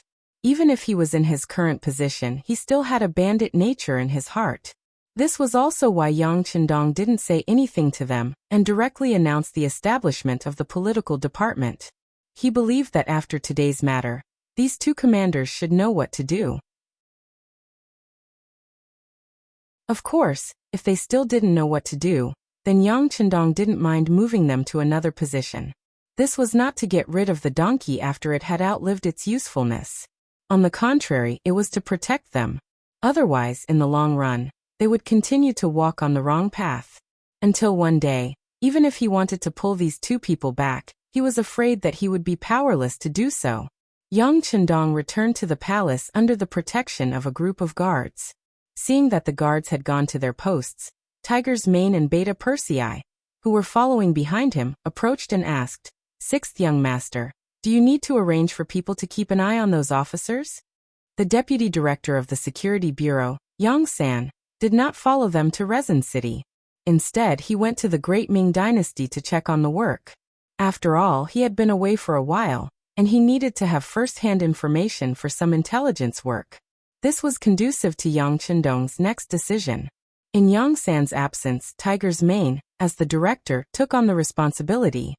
He asked this because Yang Chendong's decision in the military conference room was too sudden. He was afraid that some of the officers would take things too hard and cause problems. Keep an eye on them? Keep an eye on who? Yang Chendong turned his head and asked as if he didn't understand. Of course it's to keep an eye on those officers in the meeting.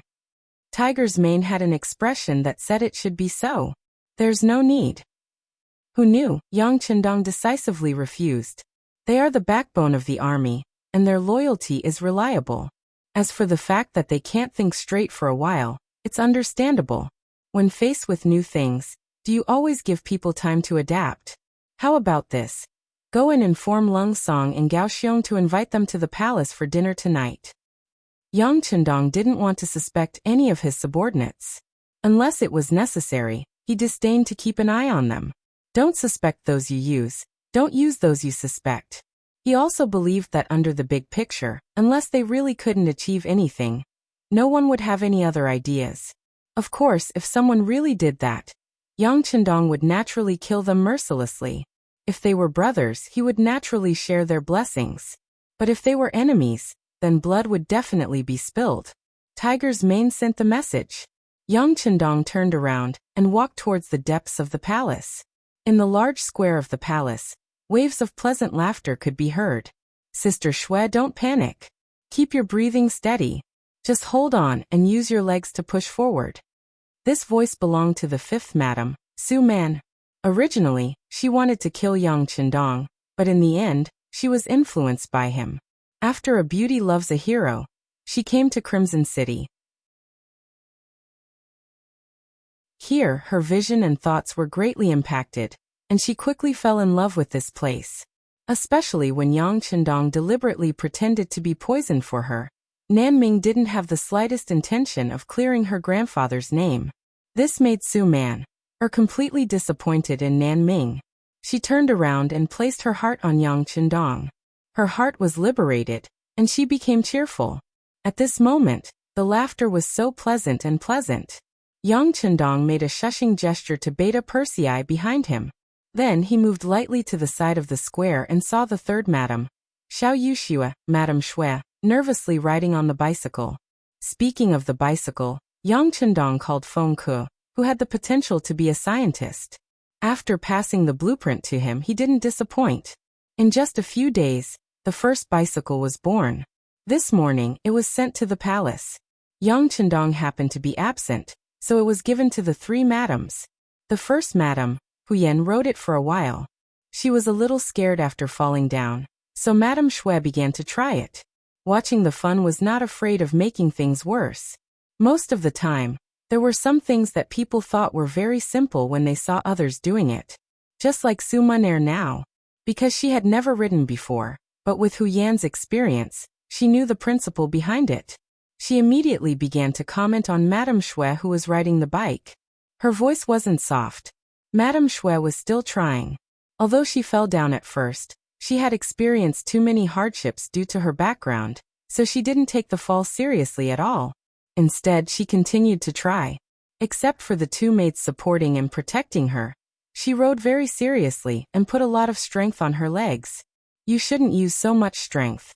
Seeing that Madame Shui was treating the bicycle like an enemy and was about to crush it, Yang Chendong finally couldn't help but come out from the dark and began to guide her. Yang Chendong's sudden appearance startled Madame Shui, and she lost her balance on the bicycle and fell to the grass beside her. This scene caused the two maidservants beside her to scream, but it was obviously a little too late to help her up now.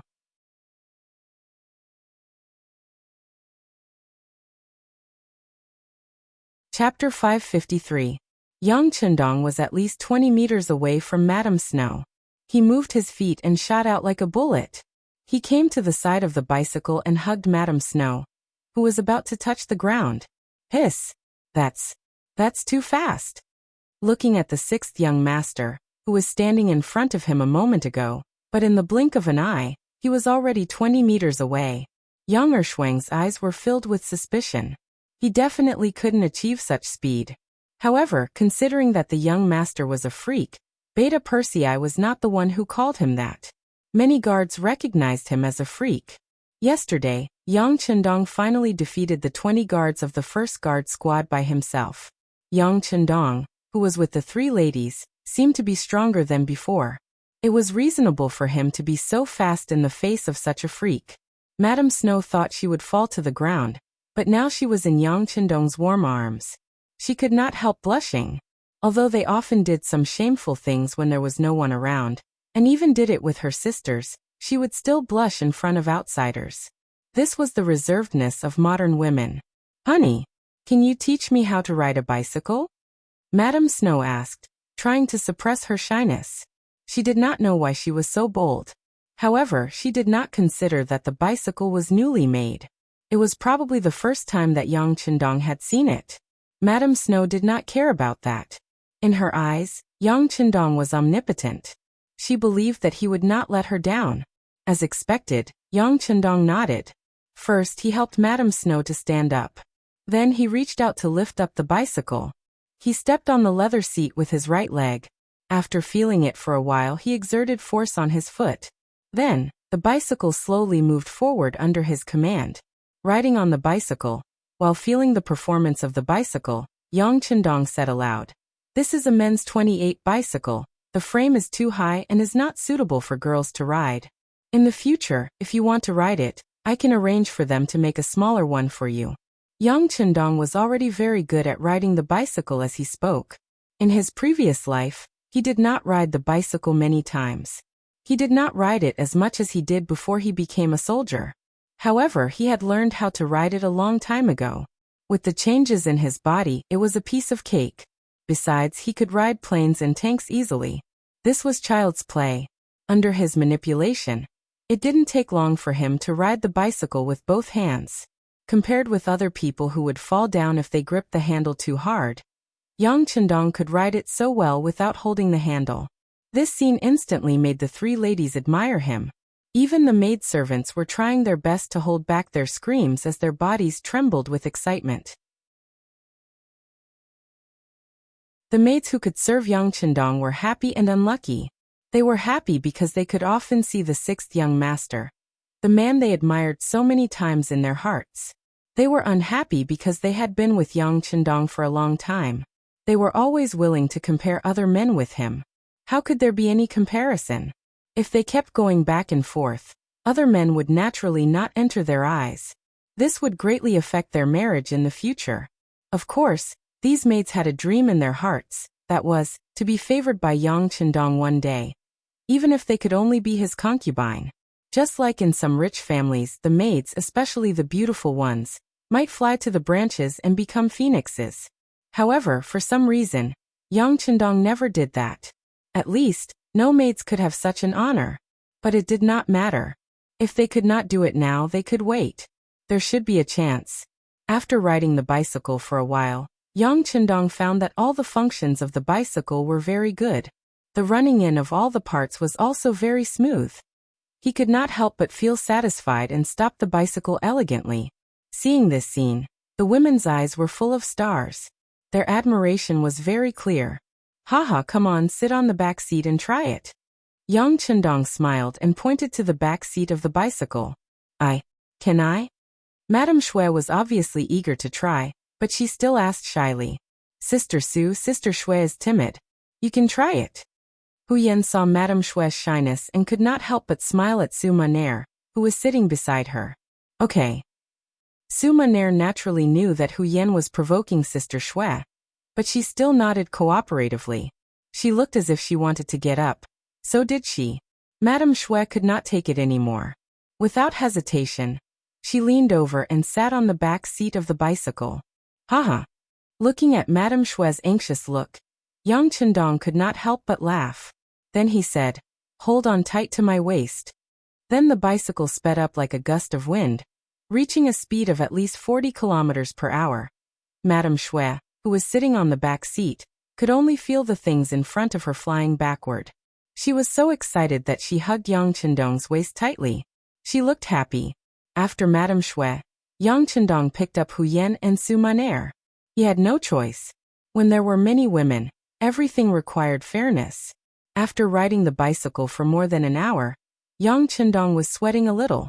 Satisfied, he stopped the bicycle and pointed at Beta Persei, who was drooling not far away, and said, Come on, try it. Look at you, your clothes are wet with saliva. When Yang Chendong pointed at him, Beta Persei quickly looked down at his military uniform, but there was nothing there.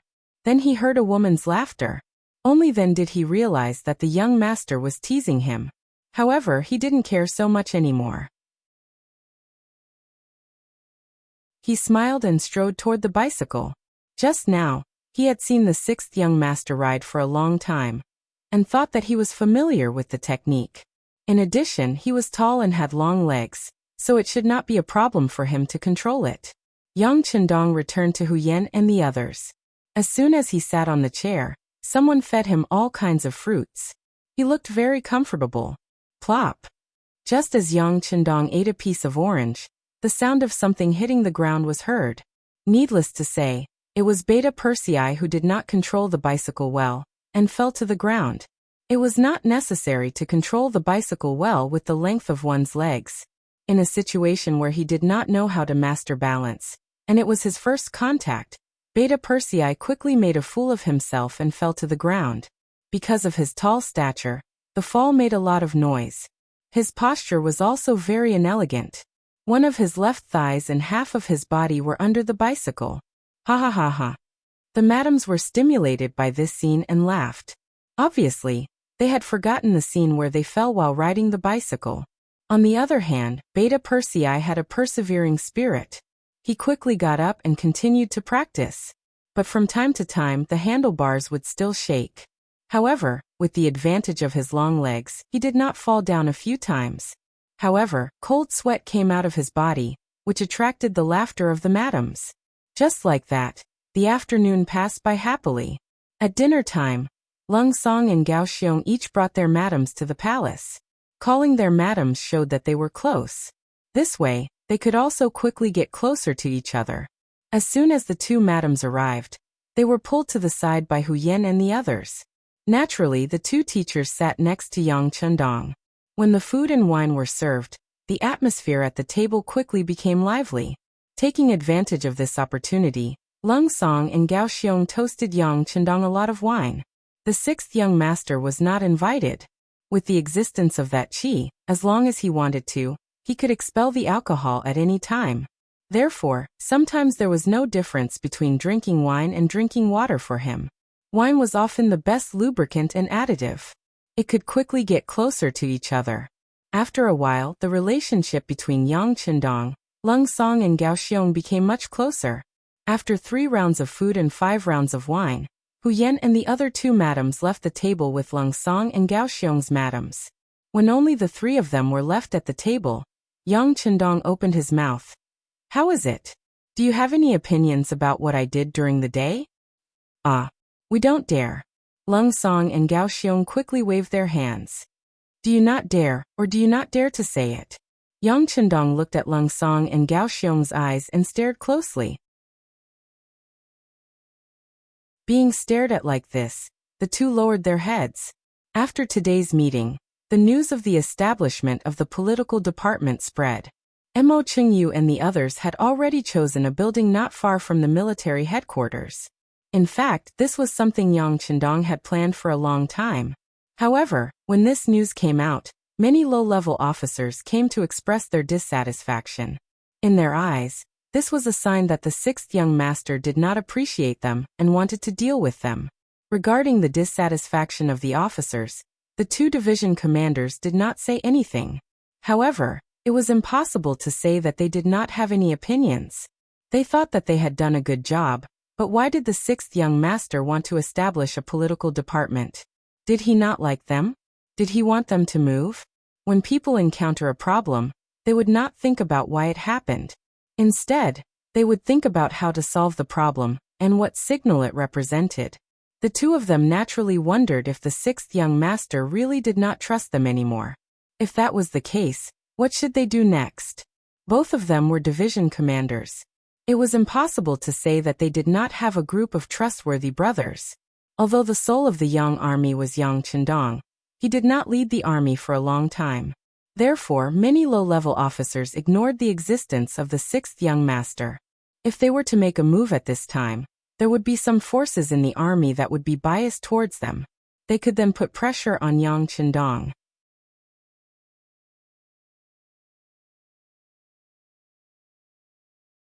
Chapter 554. Of course, this was just a thought. They wouldn't actually do it. After all, he had only set up the political department. He hadn't done anything to them yet, had he? At this moment, Tiger's man appeared and personally told them that the sixth young master had invited them to dinner. The two of them immediately guessed that Yang Qindong wanted to ask them about the political department. If one didn't do anything wrong, they wouldn't be afraid of ghosts calling at their door. They hadn't done anything wrong. They hadn't even said anything unkind. Naturally, they weren't afraid. On the contrary, the two of them were still thinking about whether or not they should mention their suggestions and thoughts during dinner. Now that Yang Qindong had finally taken the initiative to say it, it was within their understanding. However, when he suddenly asked if they didn't dare to say it, cold sweat poured out of their foreheads. They could feel that Yang Qindong was very serious. However, before they could think of how to answer, Yang Qindong opened his mouth again. This time he said with a very serious expression, "The two of you were the first batch of people to follow me. You were also chosen by me. I have to say that you two have some ability. However, I still want to say this. If it wasn't for the young master, what would the two of you be doing? Lung Song, are you still wandering the Jianghu? Dreaming of becoming a hero? Maybe you could save some people, but maybe you wouldn't even have a corpse left. And you, Gao Xiong, are you still a water bandit? Maybe you've grown stronger, or maybe you've been taken over by others. Who knows?" Yang Qindong brought up their past. This was something they didn't want to face. Especially Gao Xiong. He was a water bandit. It wasn't something to be proud of. In the past, when someone brought it up, he would very likely fight with them. However, this matter was brought up by Yang Qindong. He couldn't say anything. After all, what he said was the truth. The two of them stopped talking. Yang Qindong continued, "Now that the two of you are the leaders of a division, I naturally trust you. But do you really have nothing to worry about? I don't know if you've ever thought about it, but if one day, someone uses your past as an excuse to attack you and even wants to deal with you, what will you do? Am I covering up for your little problems? Or do you support those people to take you down?" This, Lung Song and Gao Xiong wanted to explain. But no one was perfect. Who could guarantee that they wouldn't make any mistakes and wouldn't have any problems? If someone really did not want to let it go, that small problem could become a big problem. He thought that if that was really the case, not to mention keeping his position, even keeping his life would be a difficult matter. Due to the environment they had grown up in, it was destined that they were innately incompetent when it came to scheming against each other and fighting for power. This was their shortcoming. If someone really wanted to use such methods against them, they would be powerless to fight back. Their expressions kept changing. Yang Qindong saw all of this. He let out a long sigh. "If I say that the establishment of the political department is a form of protection for you, would you believe me? With the existence of the political department, there will be someone to supervise your authority. While you make fewer mistakes, the political department can also share some of the firepower for you. Isn't this the best of both worlds? Moreover, your authority won't be reduced. It's just that there's an extra procedure when promoting officers. But for those officers who are truly capable and perform well, would there be any problems because of an extra check? On the other hand, it's those problematic officers who want to take advantage of others who will have a headache. After Yang Chendong's analysis, Lung Song and Gao Xiong suddenly felt enlightened. Yes, the establishment of the political department had nothing to do with them. As long as they performed well, there wouldn't be any problems. After all, the political department's minister was the sixth young master himself. Since that was the case, what else did they have to worry about? As the saying goes, if one's heart is clean, one's body is full of righteousness. They didn't rely on other methods to be promoted. In fact, as they became division commanders, the first step of promotion could only be decided by Yang Chendong. Since that was the case, what were they worried about? After thinking it through, Lung Song and Gao Xiong's faces were full of shame. Sixth young master, we were wrong. Our thinking was too simple. Yang Chendong could tell that the two sincerely admitted their mistakes. He let out a long sigh and said, "Don't be afraid of making mistakes. Just don't make them again in the future. Since you know your mistakes, you have to contribute to the establishment of the political department. You have to help when you should. You're all division commanders. You have to show your magnanimity. Do you understand?" Yes, yes. Lung Song and Gao Xiong kept nodding. These words made them understand Yang Chendong's painstaking efforts. Thinking about it, they had been thinking too much. With the sixth young master's influence and power, if he really didn't like them, would he still need to establish a political department to deal with them? He only needed to say a few words and give a few instructions. The knot in the hearts of the two division commanders was untied.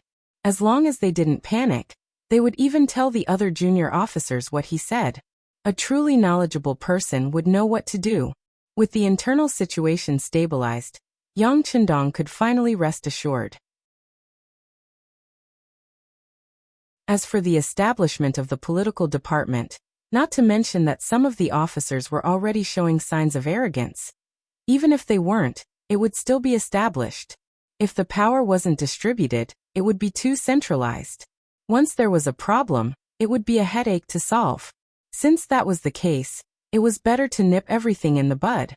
With these words, plus the fact that he invited the two division commanders and their wives to the palace for the banquet tonight, there shouldn't be a problem in stabilizing the morale of the army.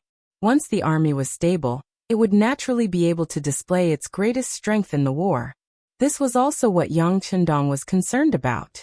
Sure enough, the next morning, after Lung Song and Gao Xiong went to the military headquarters and talked to some of the officers of the regiment, battalion and even company level, the establishment of the political department was no longer hindered by anyone. On the contrary, there were many people who came to show their goodwill and help. This showed the new situation of the military and government being one family. In the blink of an eye, 3 days had passed. When the new morning arrived, Yang Chendong changed into the marshal's uniform. Under the reluctant gaze of the three wives, of course, the three wives were separated from their husbands on the bed. They couldn't get out of bed after a night of torment. They only wanted to satisfy Yang Chendong. They also wanted a child, so naturally, they were willing to do so. Yang Chendong strode out of the palace. The first Shang dynasty was the first unified dynasty on Ryukyu Island. Its official name was the Shang dynasty. In order to distinguish it from the second Shang dynasty, it was usually called the first Shang dynasty. The first Shang dynasty had a total of 7 generations, from the first Shang Sea king to the last Shang De king. It was only established 63 years before it was destroyed due to internal strife. Yang Chendong's appearance added to this situation. Of course, he didn't feel the slightest bit of guilt towards the destruction of a country other than the foreign races. 3 years ago, when Yang Xie chose this place, it started the battle with the first Shang dynasty. In the beginning, they had a small territory and a small number of people. Now they had a huge territory. The situation had completely reversed. The child that wasn't valued in the past had now grown into a colossal existence.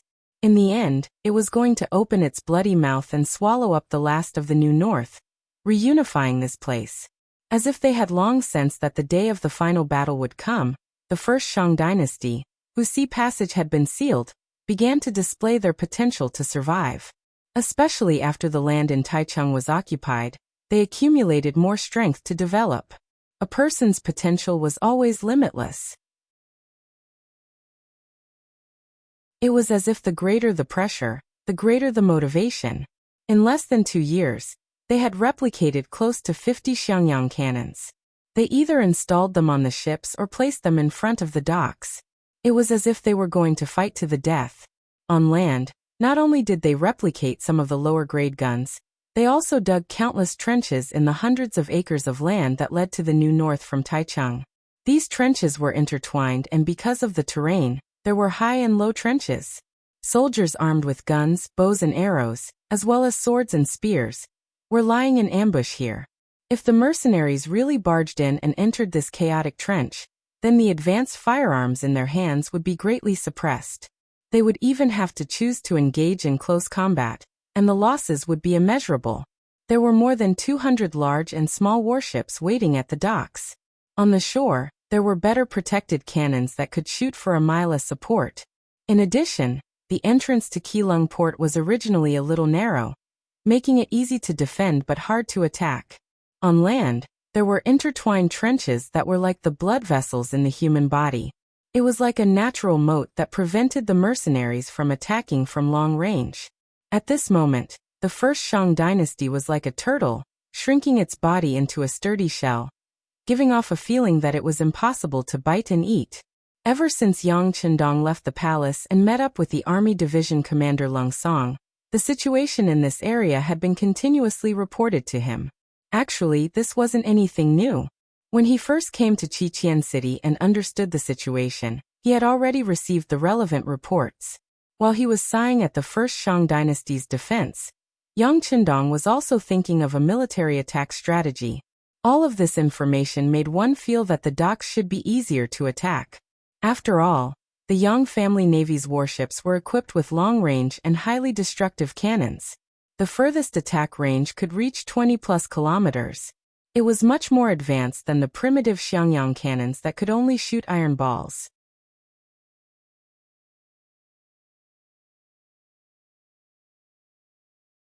Chapter 555. But the navy was still the navy.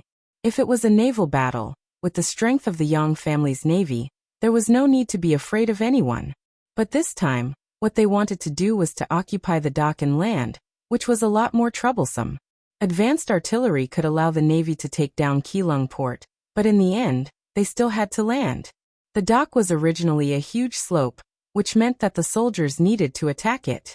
This was equivalent to putting their bodies in the hands of the enemy. Maybe they could take it down, but they didn't know how much they would have to pay. In comparison, if the army could make a breakthrough, then the navy only needed to provide artillery support, which was much simpler.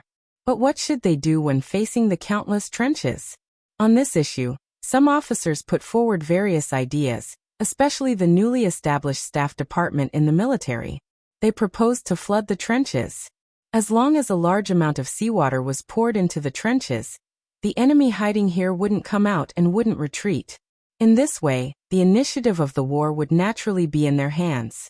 It had to be said that the idea was good, but it was too difficult to implement. First, they had to solve the problem of water.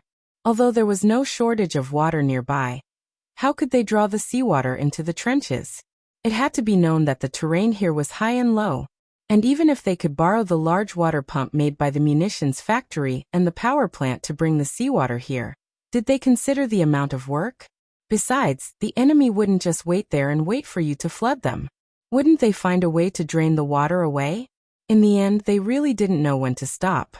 Some also said that they could use grenades to open the way and blow up the trenches. This method was not feasible.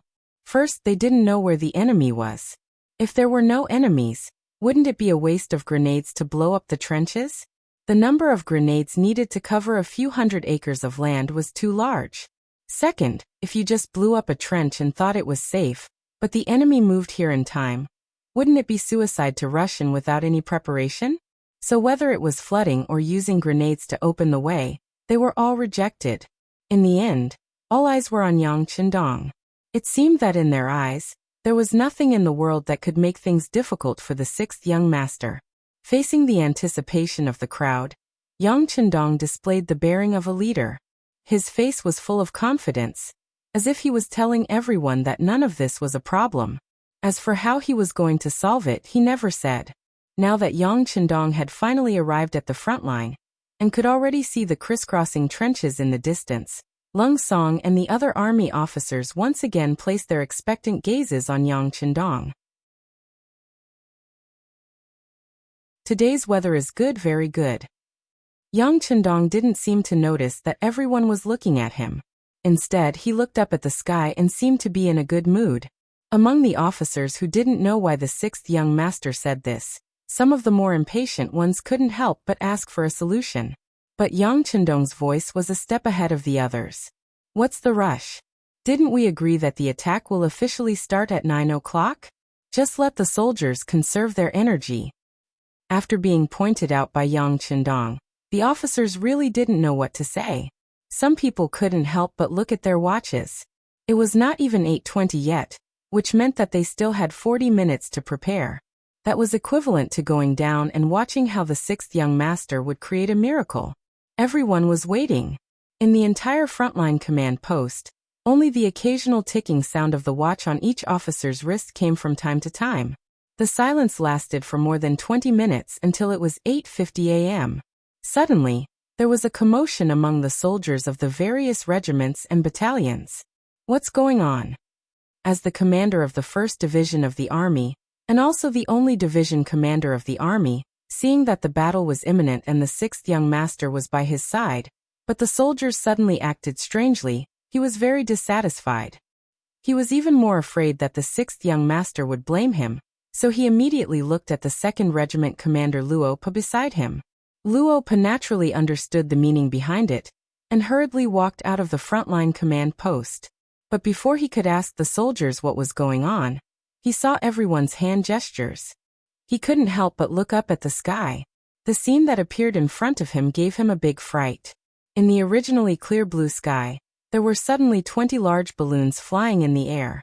Visible flames could be seen under the balloons as they slowly moved towards the battlefield. This is the Eagle unit. Luo Pa was also one of the senior officers in the military, so he naturally knew of the existence of the Eagle unit. He also knew that the training of this unit was very mysterious. Even he didn't know the details. The only thing he knew was that the military would provide a large amount of military pay to them every month. Considering that it was directly approved by the sixth young master, the officers below him didn't have any complaints. But they never thought that this unit would actually be an army, and that there would be 20 of them. When they appeared in the sky, they immediately gave people a feeling of the might of gods. People of that era, even if they were educated, most of them would only know how to read and do accounting. Only a very small number of people would study ancient studies. These people could already be called great scholars, great scholars. But without exception, these scholars wouldn't study the matter of the birth of all things. In their view, it was just an unorthodox method, just a strange technique that couldn't be put on the table. It was under this kind of thinking that made them feel a sense of reverence towards the heaven and earth that they had never studied and understood. It was just like how the legends said that people could fly into the sky and travel through the earth. That was just a legend. It was something that only the mighty and immortals could do. It was impossible for humans to do it. Just as everyone thought so, the Eagle unit appeared. Not only did they appear, but they also soared in the sky. Although the distance between them and the ground was less than 200 meters, this was already beyond the expectations of humans at that time. Some superstitious soldiers even began to put down the guns in their hands and kneel on the ground to worship. They couldn't be blamed for doing so. Decades of influence made it difficult for them to come into contact with such profound matters. Although those who could become the cold vanguard had a certain degree of cultural foundation, for most soldiers, it was limited to reading and reading maps. Sorry, they didn't have the time to learn anything more profound, and they couldn't learn it. Luo Po's knowledge was naturally different from ordinary soldiers. But even so, he was still shocked by the sudden appearance of the Eagle unit in the sky. So much so that he forgot to report what he saw to his division commander. Only when the 3rd Regiment's commander Wu Sheng also walked out from the command center and stood beside him, similarly revealing an expression of disbelief as he looked at the sky, did Luo Po finally come back to his senses. Then he pulled this former subordinate of his and strode back to the command center. Since the two commanders had both returned, Lung Song looked over with an inquiring look. Wu Sheng was still in shock and naturally couldn't answer. Luo Po's excitement and agitation had calmed down a lot. He could now use words to explain the reason. Reporting to Division Commander, the Eagle unit has appeared above our heads. They are hanging high in the sky, no different from gods. What? Upon hearing this answer, Lung Song's first thought was to ask if there was something wrong with his head. But considering that the 6th young master was right beside him, Luo Po shouldn't have said something like this without thinking. In the end, he didn't question him. Instead, he strode out of the command center and said, "I'll go take a look." The truth was the truth. It wouldn't disappear just because someone saw it. When Lung Song and the other officers returned to the command center, everyone looked at Yang Chendong with a lot more respect. They knew that the sudden appearance of this godlike air force was definitely the work of the 6th young master. In this world, he was probably the only one who could do this. As expected, Yang Chendong waited for everyone's attention to fall on him before finally speaking. "That's right, they are the Eagle unit. I call them the prototype of the Air Force. What do you think? Now that you have their cooperation, you only need to follow their commands in the air to know how many enemies are hiding in which trenches. At that time, you can freely choose whether to use grenades to blow them up or directly charge in to kill them." The more Yang Chendong spoke of it casually, the more the officers below were in awe of him. This was their 6th young master, the god of war in their army, the god in the hearts of the people. He was the only one who could always think of the simplest and most effective solution when faced with any problem. After that, it was time for the regimental and battalion officers to walk out of the command center. Yang Chendong also said that there were a total of 18 hot air balloons in the sky. This time, the main forces participating in the battle were 3 cold vanguard regiments and 3 auxiliary regiments. Each regiment had 3 battalions, which was a total of 18 battalions. In other words, each battalion could follow a hot air balloon and destroy the chaotic trenches of the 1st Shang Consortium under their command. Seeing that it was about 5 minutes to 9 a.m., all the regimental and battalion officers went down to the front lines to command the battle. When the news spread, all the soldiers knew that the hot air balloon above their heads was actually their ally, their comrade. Their morale skyrocketed, and the faces of the soldiers turned red as if they had been injected with some kind of hormone. In comparison, the 1st Shang Consortium soldiers who were hiding in the trenches like ostriches were dumbfounded.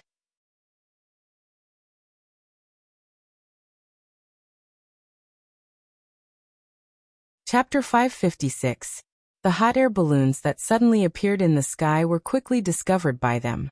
More and more soldiers knelt on the ground to worship them. It was rare for them to learn any culture, and this was the first time they saw the hot air balloons in action. It would be strange if they weren't afraid and nervous. After kneeling and praying, they heard the cheers coming from the army opposite them. They also saw the soldiers in the same mercenary uniform pointing at them from the hot air balloons in the sky. As long as one wasn't a fool, one would understand what was going on. This is actually an army sent by the mercenaries. Could it be that they have received the approval of the heavens and are here to destroy us? Even the heavens want to take care of them. How are we going to fight this battle?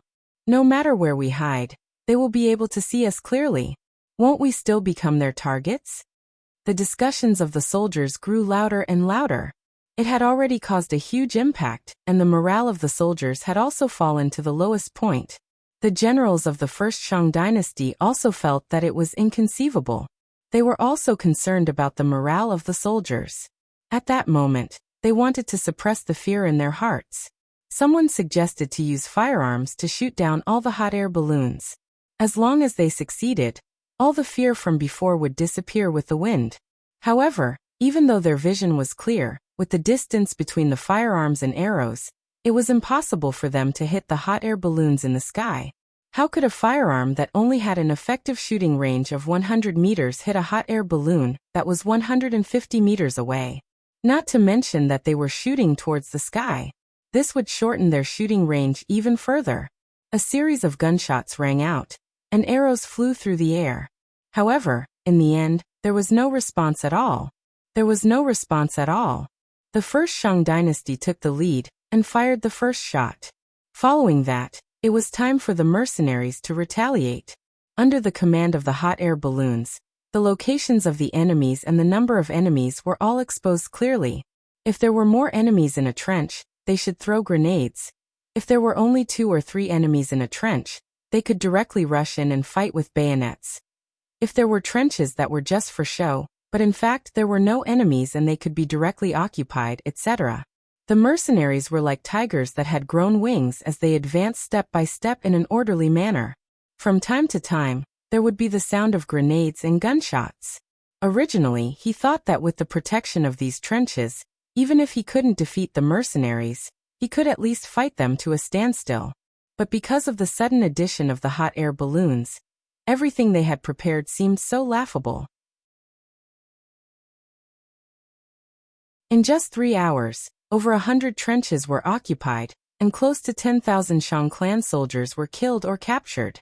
This godlike speed of attack had completely messed up the Shang army's deployment. As they retreated again and again, the morale of the army was shaken. Some of the soldiers who didn't want to die began to retreat. They became deserters, throwing down their weapons and fleeing to the rear.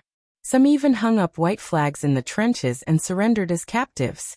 This was like a spreading plague, and the morale of the Shang clan army was slowly crumbling. Then, like a dam bursting, the morale of the Shang clan army became like a vast ocean. The defense of the trenches, which had been prepared for years, was broken in just 6 hours.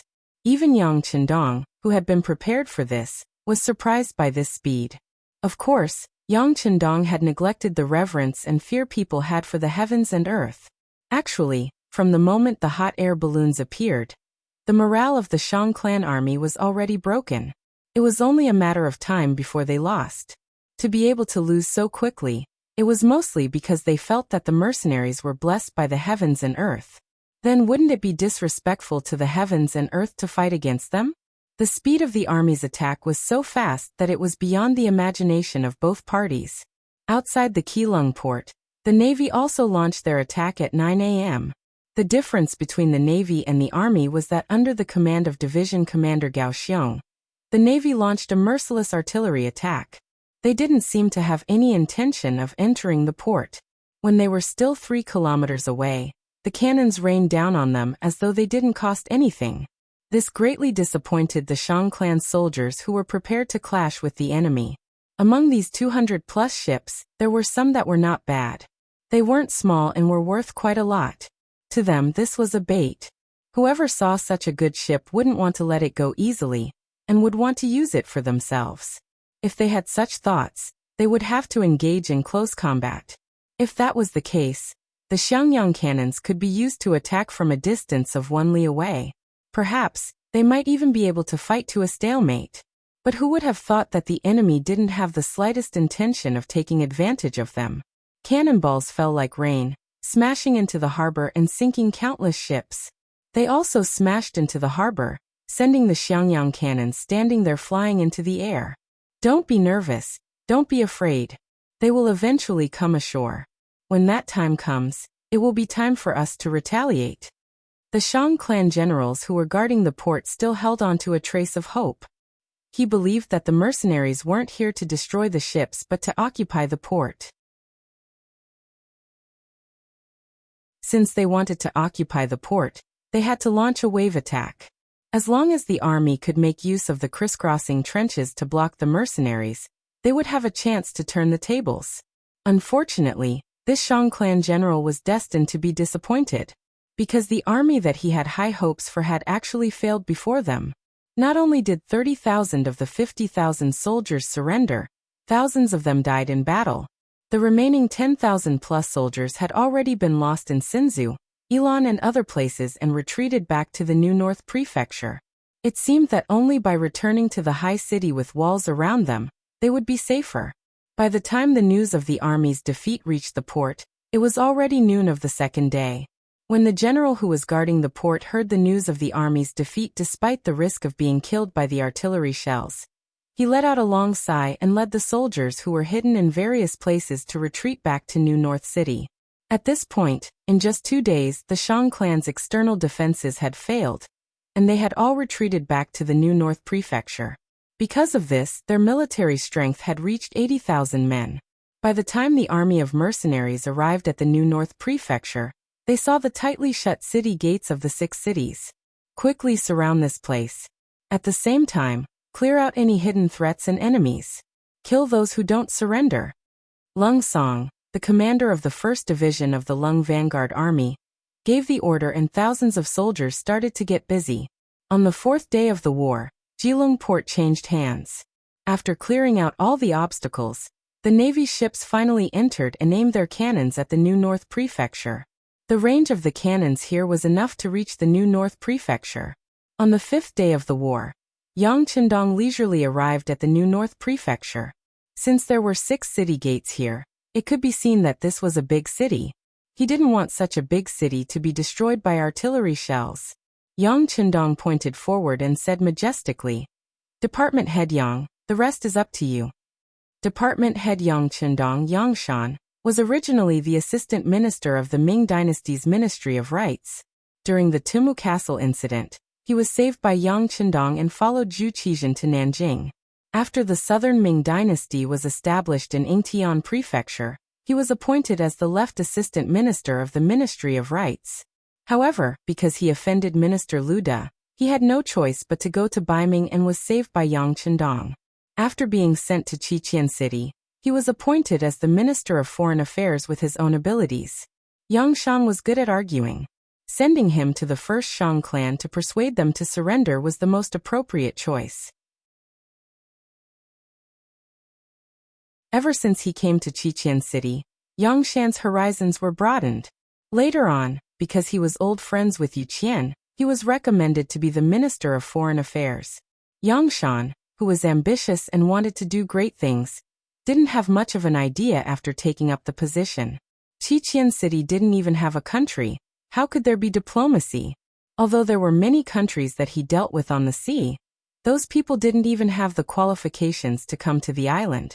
His position as a department head was just a facade. After waiting until now, he finally had a chance to perform properly. Furthermore, it was right under the nose of Yang Chendong.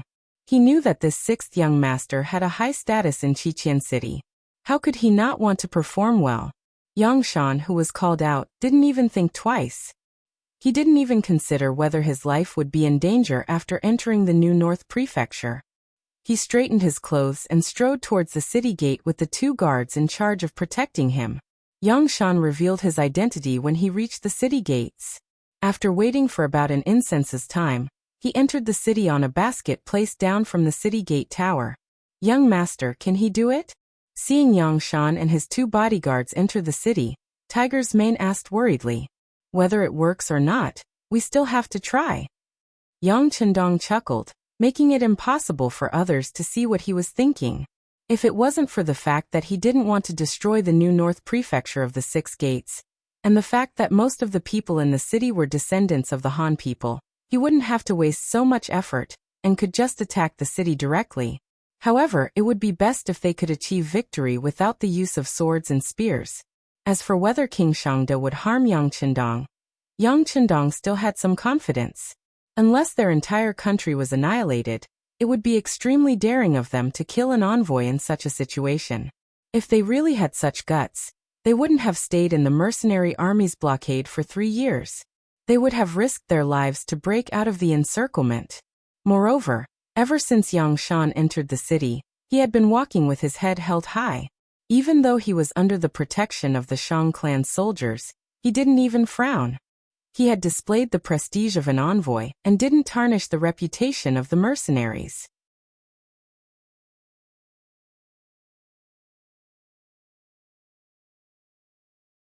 Chapter 557. Of course, it was because of his performance that the soldiers were even more fearful of him. When they thought about how the new North City was already surrounded, they didn't dare to underestimate this powerful military envoy. The first Shang dynasty had only been established for about 40 years, and the palace still looked very majestic. Of course, for Yang Shan, who had served as an official of the Great Ming dynasty, he was still a little petty. Therefore, along the way, he looked straight ahead, and his footsteps were steady, giving people a sense of confidence. Yang Shan was not the only one. Even the two Lung Feng beside him had sharp eyes. They were not affected by the environment at all, and showed no signs of fear. In fact, these two men were also people who had been through a bloody battle. This time, they came with the mentality of win or die trying. They had already tied quite a number of explosives on their bodies. If things didn't go well, they would be able to detonate them with a pole. It was because of the strength of the three that the soldiers of the first Shang dynasty couldn't even search them. Using Yang Shan's words, what they did was an insult to the mercenaries. That was a heinous crime. Then there was no need to talk and they should just fight. Compared to the upper echelons of the first Shang dynasty, the soldiers only wanted to live. In their eyes, even if they won the war and survived, it didn't mean that they were living a better life than others. After all, in this era, soldiers belonged to the lower class and were rarely looked up to. With such thoughts, they naturally hoped that they could resolve the crisis in front of them through negotiation. Not to mention, many of them had heard through various channels that the commoners who had joined the mercenaries were living a much better life than them. Each of them had their own fields or jobs, so their lives were worry-free and they could even save a lot of money. That was the life that they wanted to live. They successfully arrived at the main hall of the palace. At this moment, all the officials of the first Shang dynasty were gathered here. Even the king, Shangde, was sitting high up. When Shangde succeeded the throne, he was only 9 years old. Now he was only 13 years old. Moreover, he had been besieged since 3 years ago. His territory had gradually shrunk, causing him to live in anxiety and apprehension every day. Looking from afar, although he was sitting high on the dragon throne, his face was pale and his condition was not good. Crimson City's foreign minister Yang Shan greets Your Majesty the King. When they were still a dozen or so meters away from the dragon throne, Yang Shan stood still and spoke. However, he didn't bend his body in any way to express his transcendent status. Yang Shan didn't bow. Many officials of the first Shang dynasty saw this, but they didn't express anything. Compared to such unnecessary etiquette, they valued their own rights more. What would happen if the battle continued? What would happen if he surrendered? When it came to patriotism, perhaps it was more of a matter for ordinary people. As people who benefited from it, of course, they would do whatever they could. Anyway, they wouldn't be able to become the king, so who would they keep their chastity for? All the officials didn't speak. Although the young king, Shangde, was unhappy, he didn't say anything about this matter. In comparison, he was also concerned about his own safety. After all, he was still a young man and he didn't want to die. Department head Yang, may I know what you have for me this time? Shangde personally went up to speak. Just from this point alone, it could be seen that the first Shang dynasty was already in a mess. Otherwise, there were some things that didn't require the king to personally go up to the front lines. Once he said something wrong, wouldn't there be no way to turn things around? Yang Shan saw everything. After being an official for dozens of years, although his other abilities weren't outstanding, in terms of observation, he was much better than the officials from the Ministry of Rights. When he saw that it was the king of a country who went up to the front lines, he had a plan in his heart. When he spoke again, he was full of confidence. Your Majesty the King, this time, I am here to rescue all of you. Right now, the mercenary army is extremely powerful and the soldiers are all elite. Their morale is high and their weapons are advanced. They have already surrounded the new North Prefecture. If it wasn't for the fact that we are all from the same country, the cannons would have been fired and the city gates would have been blasted open. I am here to give all of you a chance to live. As long as all of you surrender and open the city gates, your safety will naturally be guaranteed. The king will have to abdicate, but other than losing his authority, he can still live a comfortable life. As for the rest of the officials, It will depend on each of your abilities. Of course, your lives will definitely not be in danger. Even your personal wealth will be protected to a certain extent. After Yang Chendong listed out all of his requests, a smart official immediately asked, "A certain extent of protection, is there a proportion?" "Yes, at least half," Yang Shan replied without hesitation. "Half, only half." After the officials received this answer, they immediately began to discuss. "That's right, half is a little too little. We have lost too much." Needless to say, the people who made this kind of noise must be the misers group. They belonged to the type that cared more about money than their lives. The discussion below entered Yang Shan's ears, but he acted as if he didn't hear it. He first listened quietly. When these people were almost done talking, he coughed lightly and continued, "You haven't contacted the outside world for so long. I'm afraid you all still don't know what has happened, right? Speaking of which, ever since Yang Xie occupied Qiqian City, he had completely sealed off the entire Ryukyu Island from the outside world. In total, it had been more than 3 years. These officials had indeed not received any news from the outside world for a long time. When Yang Shan said this, their interest was immediately piqued. Seeing that no one spoke, Yang Shan's eyes flashed with pride. He continued, "In the past 3 years, the powerful Great Ming dynasty has been divided into 3 factions. They are Bai Ming, Southern Ming, and Min King's faction. They are no longer as strong as before. On the contrary, the mercenary army's influence has been expanded and strengthened. Not long ago, the mercenary army sent troops to Jiaoji and destroyed the Jiaoji kingdom in a month. Of course, we have also negotiated with them before and promised them the same benefits as you all. It's a pity that some people didn't take advantage of it. As for the outcome..." At this point, Yang Shan intentionally paused. This made the officials of the first Shang dynasty, who were listening attentively, anxious. Someone couldn't help but ask, "What happened? Could it be that they were all killed?" Amazing. This mister's guess is extremely correct. When the negotiations failed, the mercenary army charged into the capital of Jiaoji. They killed their way into the big cities of Jiaoji. Those officials who didn't choose to surrender were all exterminated. Even the king of Jiaoji, Li Li, and the crown prince, Li Yuanlong, were faced with a situation where only one of them could survive. Later on, in front of many people, Li Li personally killed his only son, Li Yuanlong, in order to survive. Now he is living out his remaining years in Qiqian City. Although he lost his authority, his life was saved. It's a pretty good ending. What? Hearing Yang Shan say that Jiaoji was destroyed, all the officials were killed. And even the king of Li Li had no choice but to kill his only son in order to survive. All the officials of the Shang dynasty who were present couldn't help but be shocked. The strength of Little Ryukyu Island was limited. It had faced various dangers in different eras. However, no matter what the outcome was, whether they were defeated or forced to surrender, as the officials of the country, they had no problem keeping their lives. After all, no matter who occupied this place, someone had to take care of it. As the natives of this place, no one knew the situation better than them, right? However, who would have thought that the mercenary army would really kill when they attacked? Even the king of Li Li, who was known to be vicious and merciless, didn't let him off. Didn't that mean that if they didn't surrender, only death would await them? The officials felt a chill in their hearts. Some of the smarter ones were already considering if they should choose to surrender. After all, they had already experienced the firepower of the mercenary army. Didn't they see how their impregnable defense was flattened in less than 2 days? They wouldn't be able to gain any advantage if they really fought with such an opponent.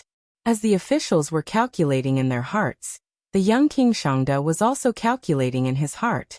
He had to admit that when he heard that Li Li was willing to kill his only son in order to survive, he was really afraid. As the king of a country, Shangda had never truly enjoyed a day of happiness and high status since he took office. He was young to begin with, and his father had passed away in a hurry. He was the type of person who was appointed in the face of danger. This meant that everything had already begun before he was prepared. Even though he was still young, he had no choice but to think of ways to deal with internal affairs. However, before he could do anything, the mercenary army appeared.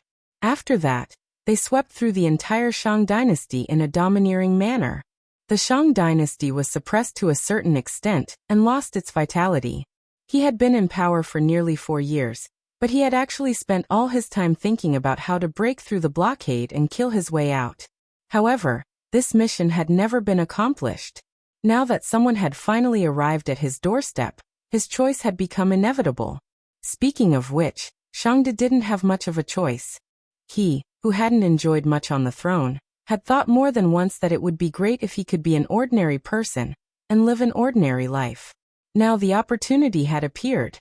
As long as he nodded and opened the city gates of New North Prefecture, he would be able to step down from the throne and live an ordinary life.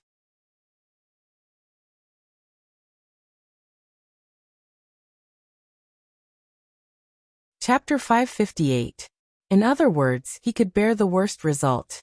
Therefore, he did not have any resistance to surrendering. However, he still could not stand Yang Shan's aggressiveness. Even if Yang Shan wanted them to surrender, shouldn't he at least have a good talk? Why did he have to be so aggressive right from the start? With a hint of anger, Shangde asked Yang Shan in a voice that was still young and hadn't reached puberty. "Emissary, what if we don't surrender? Have you thought about it? No matter if we live or die in the future, you who appeared here will definitely be the first to die. Aren't you afraid of death?" The young Shangde actually threatened Yang Shan. When the officials heard this, many of them panicked.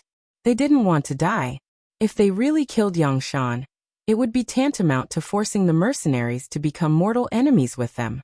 If that was the case, no one present would have a good life. The officials were all panicking. They almost shouted out to stop their king Shangde. In reality, this kind of thing had been done many times in the past 4 years. For their own benefit, these officials had always been able to band together and force the young king Shangde to give in. This time, they were prepared to repeat the same story. But before these officials could speak, Yang Shan had already started laughing loudly. After a round of laughter, he suddenly pointed at the high and mighty king Shangde and said, "Of course everyone is afraid of death. But if my death can cause so many to die with me, it will be worth it." Swoosh. Just as Yang Shan finished speaking, the 2 followers of Lung Feng behind him had already pulled off the buttons on their outer robes, revealing the densely packed detonators wrapped around their waists. What is that? The sudden change in the situation caused everyone to exclaim in surprise. Some of the more knowledgeable officials couldn't help but exclaim, "That looks like something made of gunpowder." "You are indeed knowledgeable." Yang Shan nodded his head towards the minister, who spoke with a look of admiration. Then, he looked at the other ministers and introduced the item as if he was a salesman promoting his goods. "This item is called a detonator. It's a new explosive that our mercenary army has developed." After saying this, he raised his head to look at the palace. Then he nodded and muttered to himself, "If everything is normal, these detonators should be able to completely collapse this palace." Ah! Hearing that these lightning tubes were actually so powerful, all of the officials' faces changed. Although some of them didn't think that the power of this thing was as strong as Yang Shan said, they didn't dare to gamble. They were all standing here. If it really was as Yang Shan said, wouldn't it mean that their lives would be in danger? Your Majesty, we can't defeat the mercenaries. Let's just surrender." "That's right, Your Majesty. A real man knows when to stretch and when to shrink. Let's lower our heads for now, and in the future." When the courtier reached this point, he couldn't even continue his lie. If the kingdom was destroyed, the king would be placed under house arrest. What future would there be? Many officials started to plead for leniency. Without exception, they all expressed the same attitude, which was that they absolutely could not become enemies with the mercenaries, and even more so, they could not harm Yang Shan. Some of the ministers who held military power had already thought it through. If the king insisted on doing things his way, they could only use their power to restrain him first. The high and mighty Shangde couldn't help but shake his head when he saw the reactions of the courtiers below. Although all of this was within his expectations, just like in the past 4 years, whenever there was a threat to their interests, these people would advise him with the big picture in mind. They were eating the salary of the kingdom and enjoying the benefits and power that came with being in a high position. However, when the king was in danger, none of them thought for the kingdom. Instead, they were still plotting their own schemes. Shangde was completely disappointed in them. Among these courtiers, there wasn't even one who was as fearless as Yang Shan. What future did a kingdom like this have? Even if there weren't any mercenaries, the kingdom wouldn't last long. Since that was the case, forget it. If they wanted to surrender, so be it. After all, he didn't want to be the king anymore. Under the pleading of the courtiers, Shangde finally made the decision to surrender. Then they put down their weapons and opened the city gates. The mercenaries entered the city and took over. All the courtiers, including Shangde himself, were waiting in their own residences, waiting for their fate to judge them. Yang Shan completed his mission of persuasion and walked out of the New North mansion in high spirits. Countless mercenaries and auxiliary soldiers entered the mansion in exchange for him. Not bad, well done. Yang Chendong patted Yang Shan's shoulder with a satisfied expression. Next, you will be in charge of taking over the courtiers here. Those who have committed heinous crimes must not be let off. As for those courtiers and merchants who still have a conscience, just confiscate half of their assets. Yes, your majesty knows what to do. Yang Shan nodded his head respectfully.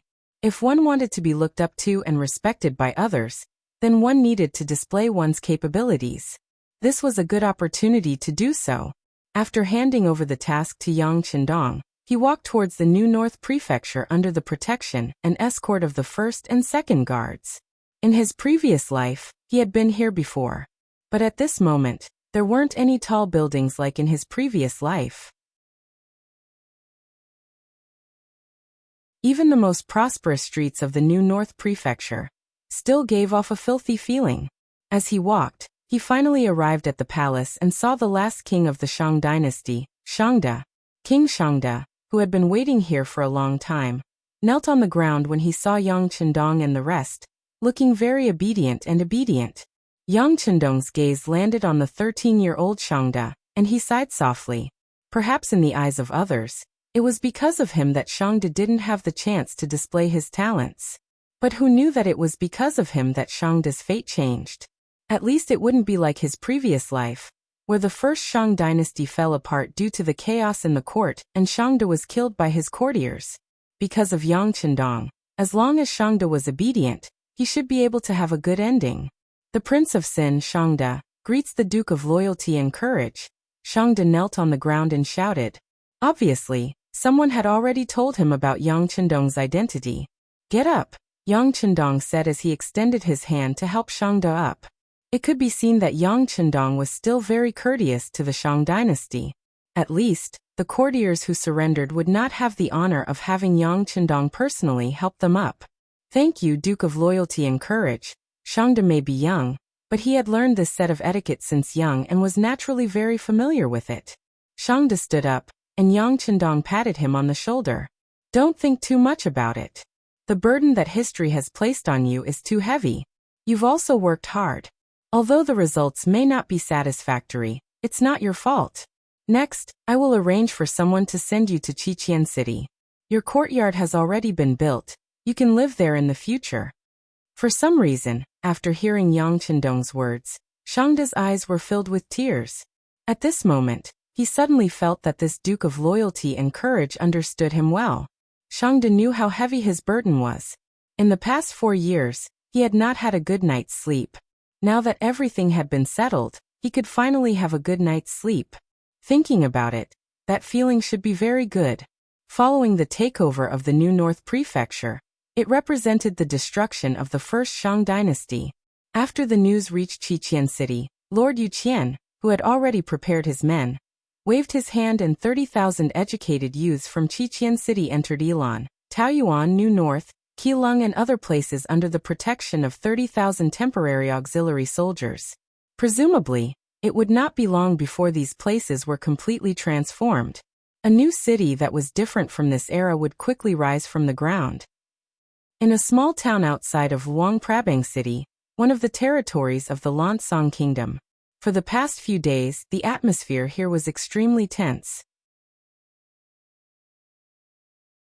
Those who appeared in this area had to go through strict checks before they were allowed to enter and leave. This had disrupted the lives of the people here. However, because this area was under the control of the military, the news could not be spread out. And in this unknown small town, no one knew that the Lansong Kingdom's king, Pa Yisai, was meeting with the Jiaoxi's general, Fan Yuhai. Back then, Fan Yuhai had defended Shiyu City and fought a decisive battle with the mercenaries. After his defeat, he did not enter the city immediately. Instead, he led 20,000 elite soldiers and fled the city, becoming the strongest military force of the Jiaoxi kingdom. As a general of Jiaoxi that had been destroyed, Fan Yuhai still had some capabilities. In the past month, he had actually gathered 60,000 deserters from Jiaoxi. Together with his 20,000 elite soldiers, he had a total of 80,000 men. With such strength, he finally had the qualifications to meet with the Lansong Kingdom's king and discuss the matter of cooperation.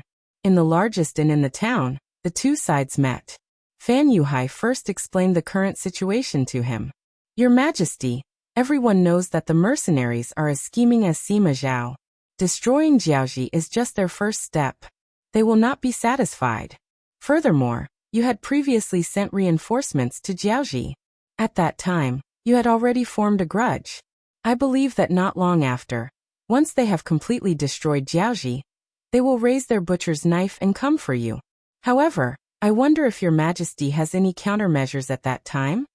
The moment both parties sat down, Fan Yuhai exaggerated the threat of the mercenaries to force the other party to make a decision and declare war on the mercenaries. Since Pa Yisai was able to become the king, he was naturally not scared. He looked at Fan Yuhai with an unhappy expression. Don't be alarmist. Just tell me what your plan is and how confident you are.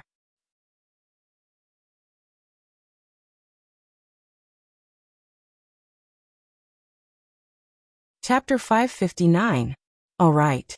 Fan Yuhai nodded. He had no choice but to bring out something useful at this moment.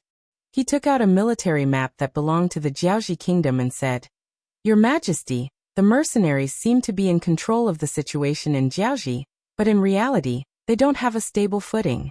Many of the prefectures only submit on the surface. Due to the limited number of mercenaries, the ones managing them are mostly the Jiaoxi mercenaries led by Hong Jin. These people basically don't have much combat strength. As long as our army arrives, it'll be easy for them to open the gates and surrender. I'm 90% confident in this. Fan Yuhai paused for a moment. When he saw Pa Yisai nodding in satisfaction, he continued, With this we can conquer most of Jiaoxi without shedding a single drop of blood. The only troublesome places are the capital, Hanoi City and Shiyu City. However, there aren't many mercenaries stationed here. I've already sent people to investigate.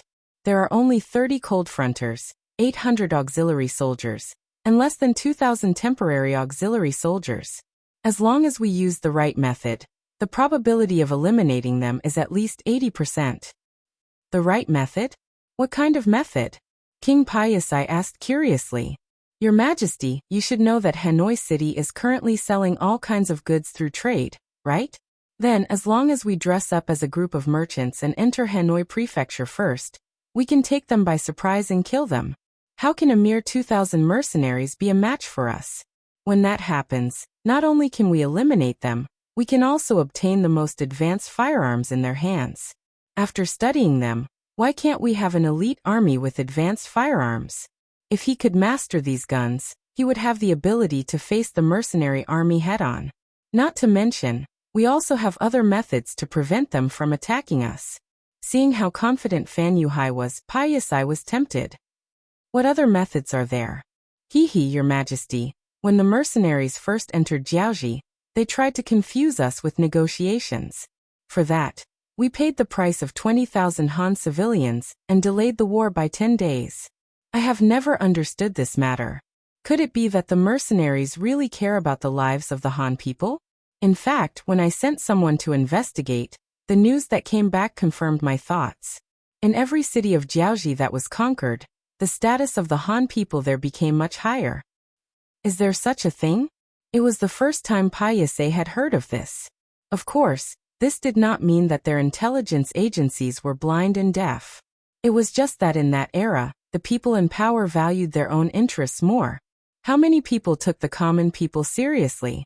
If they didn't pay attention to it, naturally, even if there was such information, it would be automatically blocked by their subordinates. Is this true? Fan Yuhai nodded heavily before revealing a strange smile. Your Majesty, think about it. If we take down Jiaoji first and control the Han people there, when the main force of the mercenaries arrives, we push these Han people out. At that time, what will the mercenaries choose to do? Those are the people they painstakingly saved. Are they going to kill 100 of them just like that? They will feel heartache. But if they don't kill them, the initiative of the war will fall into our hands. When that time comes, the entire Jiaoji will become one of the territories of the Lansang Kingdom. You, the great King Paiyasai, will become the most dazzling person, and forever be recorded in the annals of history. Fan Yuhai's words were extremely bewitching. At this moment, King Paiyasai couldn't help but nod his head. The Lansang Kingdom's territory was too small. Even though Paiyasai believed that he wouldn't lose to anyone in terms of ruling a country, he was ultimately unable to expand because of the territory. Now that Jiaoji had become an ownerless object, it would belong to whoever took it. Why didn't he have the right to take it by force? While Paiyasai was still weighing the benefits in his heart, Fan Yuhai, who was sitting opposite him, opened his mouth again. Your Majesty, there are countless businesses in gold and silver in Hanoi City. Those are all very compact goods. They belong to the kind that is priceless. There was even a Yang family bank established there. It was said that there was a mountain of gold and silver in there. If one could occupy that place, one would be able to gain a lot of wealth. With money, one would be able to recruit soldiers and buy horses. After becoming strong, it would not be impossible for one to send troops to the Ming dynasty. There is a good saying among the Han people. It is better to have the guts than to be a king. Hearing this, Paiyasai's eyes lit up. What Fan Yuhai said was indeed a dream of his. The reason why the Ming dynasty was strong was not because their military was strong, nor was it because their governance was good. It was nothing more than occupying a large territory. Paiyasai had even thought more than once that if he was the emperor there, he would definitely do better than the Ming dynasty emperor. All he lacked was an opportunity to show his talent. But now, after hearing what Fan Yuhai said, it seemed that his great dream could be realized. How could it not make Paiyasai restless? Previously, his general Seihai came to report that His Majesty the King would finally meet Fan Yuhai. He did not take it seriously, but this time, after thinking about it, he came to see him. After meeting him, he found that this person was really a great talent. At least, he had a much better vision than the generals in his country. Thinking that Fan Yuhai was a famous general, he could not help but want to recruit him. General Fan, I wonder if you can come to my Lansang Kingdom. You can rest assured that once you come here, I will give you the position of general. The soldiers of the entire Lansang Kingdom will be at your disposal. How about it? Paiyasai cherished talent and wanted to recruit Fan Yuhai. He even did not hesitate to entrust him with important tasks. In his opinion, his power and Fan Yuhai's talent were the best combination. Thank you, Your Majesty the King. In the face of Paiyasai's recruitment, Fan Yuhai accepted with a smile. Then, there was a burst of laughter in the room. Then the two sides carried out in-depth discussions on specific plans. For example, the matter of attacking Hanoi City first, how to use the terrain to defeat the mercenaries during the attack, the formation of the inspection team, the forging of iron shields, and so on. In a word, they had to use up all the bullets of the mercenaries. Paiyasai left with a satisfied face. The two sides agreed to take action after a month.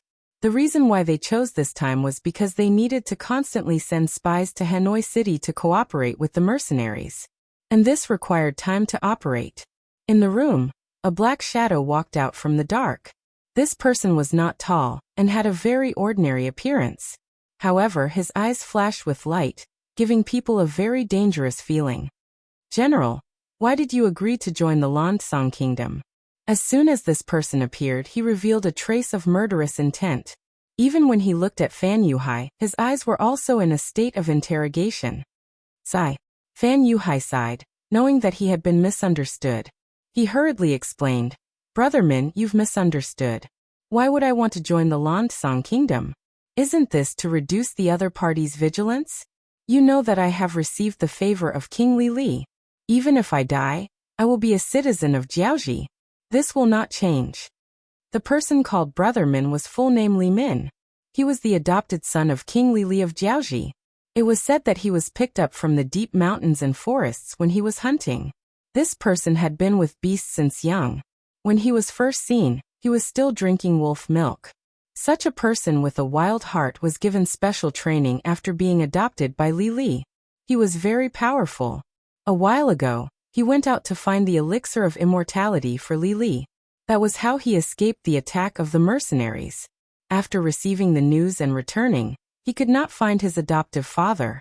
Li Min found Fan Yuhai to seek a way to restore the kingdom. The difference between Li Min and Fan Yuhai was that Li Min didn't want to defeat the mercenaries. It was too difficult for him to complete this mission alone. His goal was to find the whereabouts of his adoptive father and save him. Fan Yuhai, who knew Li Min's ability, agreed to this request in order to use him. He also said that he would find a suitable opportunity to make a move. As long as he could capture the Ming dynasty's Duke of Loyalty, Yang Chendong, there would be a great chance to exchange for King Li. Because of this, Li Min agreed to follow Fan Yuhai. He was the one who heard the conversation with Pa Yisai. He said that he wanted to join the Landsong kingdom. He did not hide it anymore, and came out to question. Fan Yuhai's answer temporarily dispelled Li Min's worries. He did not care about this matter anymore, and took the initiative to talk about other things. Bai Ming's special envoy is here. Do you want to meet him? Of course, I want to meet him. Fan Yuhai did not care which faction came. As long as he could help him, it was fine. In the backyard, a man in cotton clothes was standing under a tree. He looked up at the sky as if there was a beautiful scenery in front of him. As someone who was chosen by Jining and sent here to carry out the assassination mission, he needed to be very vigilant at all times. Therefore, when he heard the sound of footsteps behind him, he suddenly flew up. A long sword had appeared in his right hand at some unknown time, and he was already holding it against Fan Yuhai's throat, who had just entered the courtyard. What do you mean by this? Even with the sword on his neck, Fan Yuhai's expression did not change at all. It was not because of anything else, but because Li Min was standing beside him. Nothing. I just want to test your strength. Just as the man finished speaking, a white light suddenly flashed. It was so fast that he did not even have time to react. His right hand that was holding the sword hurt, and then the long sword fell to the ground.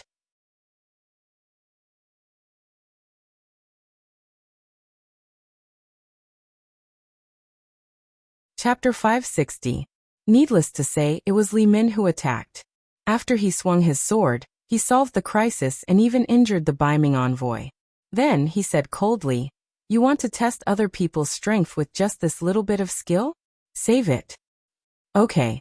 The Bai Ming envoy who retreated didn't even look at the sword that fell to the ground. Instead, he focused on Li Min. He was indeed a little careless just now. He thought that he didn't need to use all his strength to deal with the defeated general who ran away.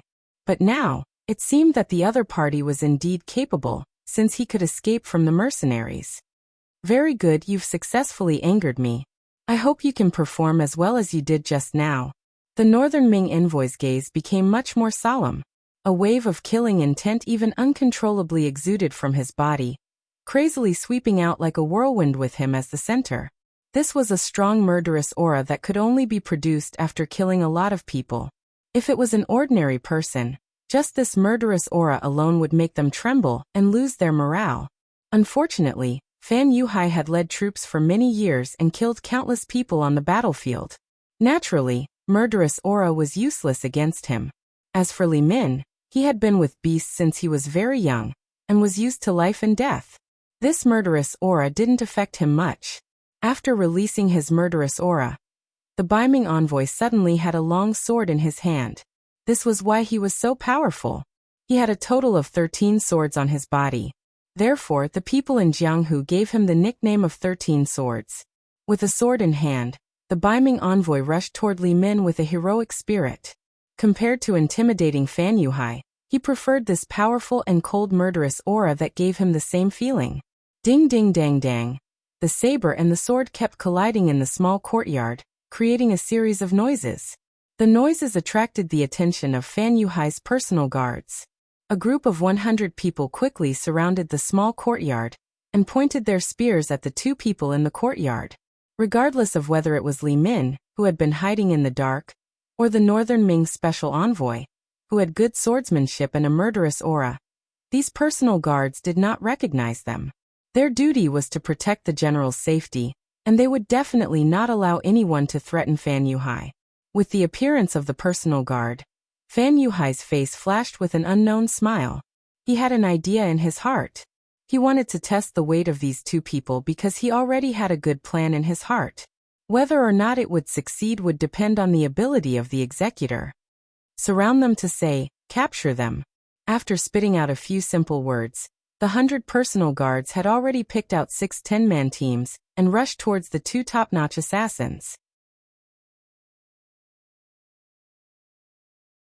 It was a fair fight for one person to kill to kill. The two of them who were in the middle of a fight were suddenly interrupted. Naturally, their expressions didn't look too good. To say Li face to say, and the guards to say to kill to say he to say to win to kill to the guards to say he was to say to kill the closest to him. To say he to say to kill to say it to say to on to say. To be able to become a top assassin, his IQ was naturally very high. Li Min could tell that Fan Yuhai wanted to test his skills. Since that was the case, he wouldn't be polite. As long as he didn't kill his opponent, even if he severely injured his opponent, it was completely within the boundaries. After all, swords and spears had no eyes, so it was reasonable to injure his opponent. The Baiming envoy was also very angry. Although he had already used his 7th sword, which proved that he was not Li Min's opponent, it was not easy for him to find such a strong opponent. However, for an expert like him, it was not easy to find a strong opponent. He was looking for his own shortcomings through this fight, but now, he was interrupted by someone. It was impossible to say that he was not angry at all. Since the guard's appearance made him unhappy, he certainly wouldn't show mercy. Of course, he wouldn't forget his mission. So he only injured the guards and didn't have the intention to kill. Fortunately, both of them didn't have the intention to kill. Otherwise, Fan Yuhai's 100 guards would soon be replaced. And even if they didn't have the intention to kill, at least half of the guards would have to be replaced. This was because many of the injured guards were saved, but because of their injuries, it would be difficult for them to recover to their original peak state. Naturally, since they were able to survive and continue to be the guards, their strength would also rise to a higher level because of this fight. A real assassin was particular about suddenly appearing, then striking with his sword, seizing the head of his opponent and leaving gracefully. Therefore, when facing an organized army, it was difficult for them to show their strong ability. From this point of view, regardless of whether it was Li Min or the Northern Ming special envoy, both of them were somewhat unqualified. They were actually able to remain extremely calm, and their attacks were as fast as lightning. Often, after a blade or sword slashed out, a personal guard would be struck and fall to the ground. It was precisely because of their strong ability that Fan Yuhai's eyes lit up. Weren't they the people he was looking for? The Duke of Loyalty of the Great Ming Dynasty was often protected by an organized army. It was naturally difficult for ordinary assassins to get close to him. What he needed was an expert who could kill 100 or 1,000 people. Regardless of whether it was Li Min or the Baiming envoy, both of them seemed to meet this requirement. How could he not be happy? That's right. Fan Yuhai had the idea of assassinating Yang Chendong. The mercenaries were too strong. Not only did they have the world's most advanced firearms, but they also had cannons that had a destructive power that was as powerful as thunder. These were not things that they could resist. It was too difficult to defeat the mercenaries in a direct confrontation. In comparison, it was a good choice to capture the leader first. If he could capture or kill the Duke of Loyalty of the Great Ming Dynasty, it would be the best time to disintegrate them when they were without a leader. At that time, when the mercenaries' morale was in chaos, He could use some methods to suppress some and rope in some. How could he not accomplish his goal of restoring Jiaoji? He could even obtain those advanced weapons. Jiaoji would definitely be stronger than before. It should be said that this was Fan Yuhai's goal. The so-called seeking refuge with the Lansong Kingdom was just for the sake of Ampiasi. After all, it was very difficult for him to severely injure the mercenaries with his current strength. Since that was the case, it was necessary to find suitable helpers. In his eyes, there were fewer and fewer of the 100 personal guards who were still standing on the battlefield. Although they were also veterans, they were more particular about teamwork. When their teammates were injured one after another, there was no one to cooperate with them. In a one-on-one battle, they were unable to effectively display their abilities and were defeated one by one. In the end, there were less than 10 of them who were still standing on the battlefield. Enough! Fan Yuhai, who didn't wish for the entire army to be wiped out and didn't wish to replace all of his personal guards, finally spoke up. Following which, he invited Li Min and the Northern Ming envoy to the final room in the courtyard. From this point of view, he had already acknowledged the strength of these two people. In this dimly lit room, Fan Yuhai took the initiative to pour tea for the two murderous men who were still out of breath. When he sat down again, his voice had already regained its calmness. Northern Ming's special envoy, right? Tell me, what do you need us to do? What kind of help can you provide us? The Baiming envoy was a straightforward person. After the test, he didn't seem to want to waste any more time. He raised his head and looked into Fan Yuhai's eyes. He said very generously, "We will provide you with everything you need. We only have one goal, which is to kill the great Ming dynasty's Duke of Loyalty." This kind of request was exactly what Fan Yuhai wanted.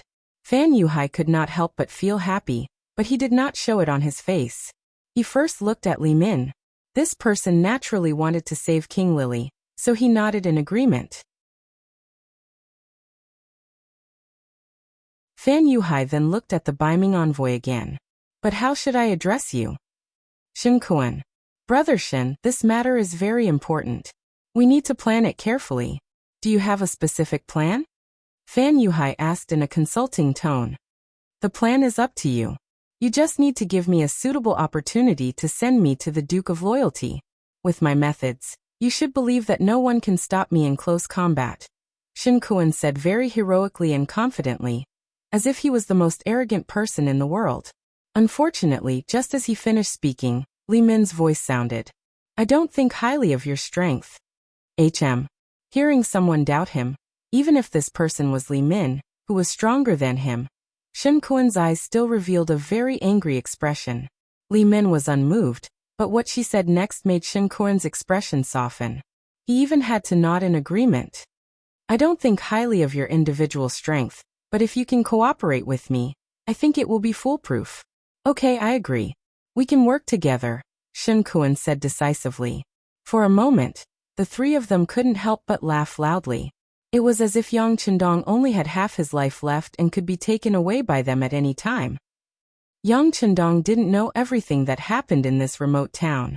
Although the security bureau was established, it was impossible for them to know everything in the world. They only paid attention to the actions of some big cities and important people. But this time, Piasai's actions were very mysterious and successfully avoided the security bureau's tracking. He didn't know that someone wanted to assassinate him. Of course, even if he knew, Yang Chendong wouldn't be afraid. Not only did he have the first and second guard teams, but his own strength had also increased greatly. Especially after having sex with Hu Yen and the other girls, his body's flexibility and strength were at least 50% better than when he was at his peak in the previous world.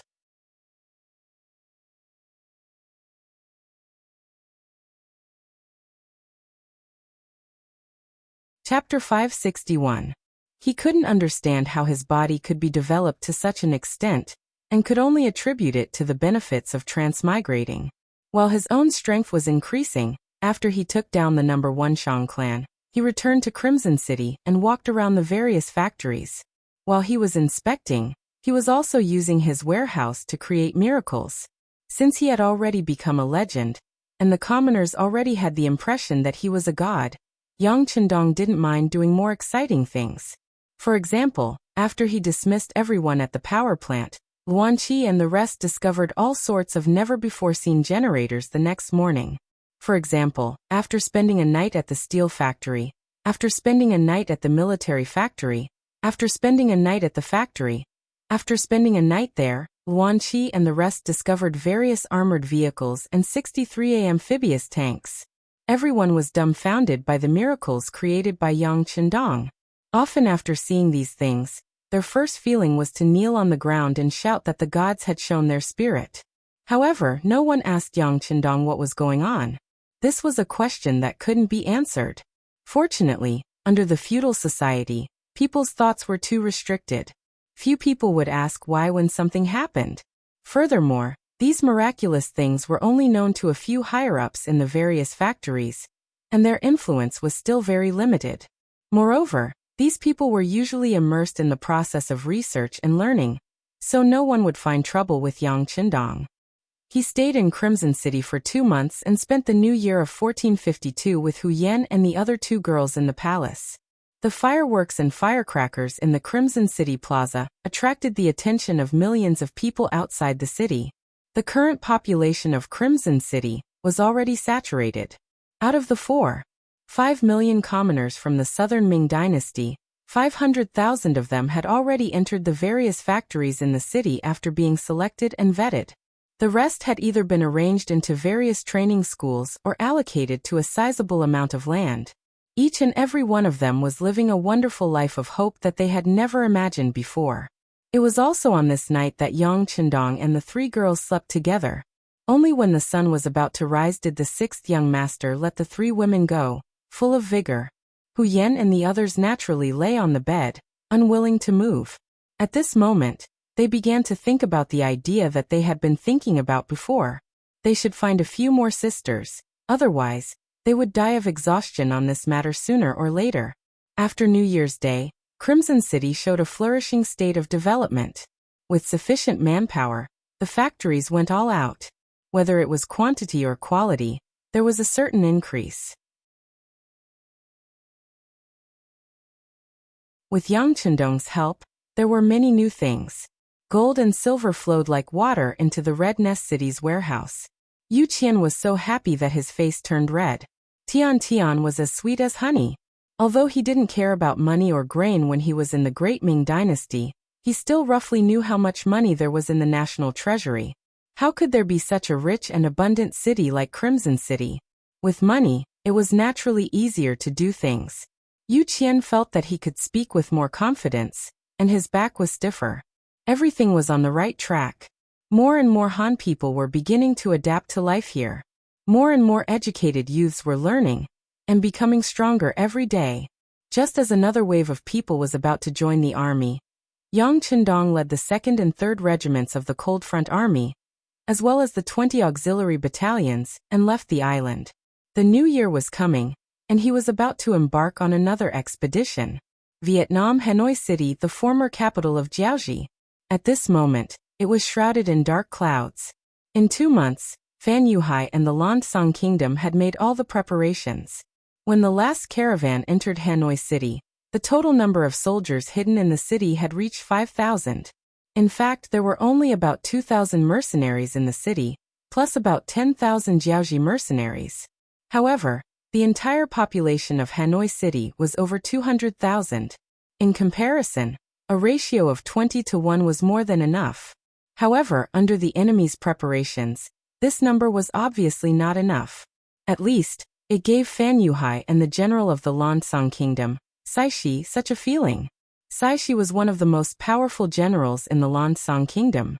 Most of the soldiers under him were from the Dragon tribe. This time, under the king's orders, he brought 50,000 men to deal a fatal blow to Hanoi City. Long before they had made their move on Hanoi City, they had already taken down the important city of Go Chi City in the northwest of Vietnam. There were only 500 Vietnamese mercenaries defending it, and it wasn't even an effective defense. Thus, it was easily taken down by Fan Yuhai and Sisi. Of course, this was also because Vietnam had just been established, and the centralization of power was not yet complete. After taking down Go Chi City, General Saishi led the 70,000 soldiers towards Hanoi City. Phan Yuhai brought the remaining 60,000 soldiers to attack the other cities in Vietnam. From this point, it could be seen that he had big plans. Furthermore, he intended to hand over Hanoi City to the Lan Xang Kingdom, which showed his high intelligence. Shi could also feel that Phan Yuhai was a little clever. However, the temptation of Hanoi City was too great. Thinking about the mountain of goods in the commercial street, and the Yang family bank who knew how much gold and silver were stored there. If he could take over Hanoi City, the Lan Xang Kingdom would have more capital to develop. With such an excited thought, Shi led his men to surround Hanoi City. Then he prepared to knock on the city's west gate with his spies that night. Songjia was the person in charge of Vietnam that Yang Chendong had left behind. Recently, he was so busy that he could only sleep for 4 to 6 hours at night. However, he really liked this kind of work pressure. Just like what the 6th young master always said, if you don't work hard when you are young, if you don't fight hard, do you have to wait until you are old to regret it? Now that he had such a direction to strive for, of course, he wanted to put on a show for others to see. In addition to being able to prove his value, he believed that if he did things well, the 6th young master would definitely take note of it. In the future, there would definitely be a higher position waiting for him in the entire Yang family. Although the work was busy, after more than 2 months of tempering, many things had begun to gradually get on the right track. He had a better understanding of the situation here, and when he did things, it was much easier. Reporting to the governor, the Security Bureau's Gao Yu requests an audience. A person in charge of his safety sat outside the office. Songjia, who had been appointed as the governor of Vietnam, suddenly heard that someone from the Security Bureau had come. He couldn't help but frown. His intuition told him that when these people appeared, it would not be good news. But he still nodded and said, "Invite Leader Gao in." Gao Yu, one of the elite agents of the Security Bureau, was also a person that the current deputy director, Yang San, valued very much. This time, he was sent to Vietnam to be in charge of the intelligence work here. Gao Yu strode into the office and gave Songjia a military salute. Although the two sides did not have a direct relationship, as the person in charge of Vietnam appointed by the 6th young master, he must give the corresponding respect. "You don't have to be so polite, Director Gao. Please take a seat." Songjia also returned the salute, and said politely with a smile. Gao Yu, on the other hand, did not have the slightest smile on his face. Instead, he answered very seriously, "Governor Song, we have lost contact with Goyong City." Goyong City? Hearing this, Songjia's face flashed with surprise. He was very clear about the situation in Vietnam during this period of time. He was very familiar with the location of the city and what kind of role it played. However, out of caution, he still asked again, "Did something happen to your people that caused you to be unable to contact them in time?" The transportation in ancient times was not good, so there would be some problems with the transmission of information. It was very normal to be late for a few days. It was no wonder that Songjia thought in this direction.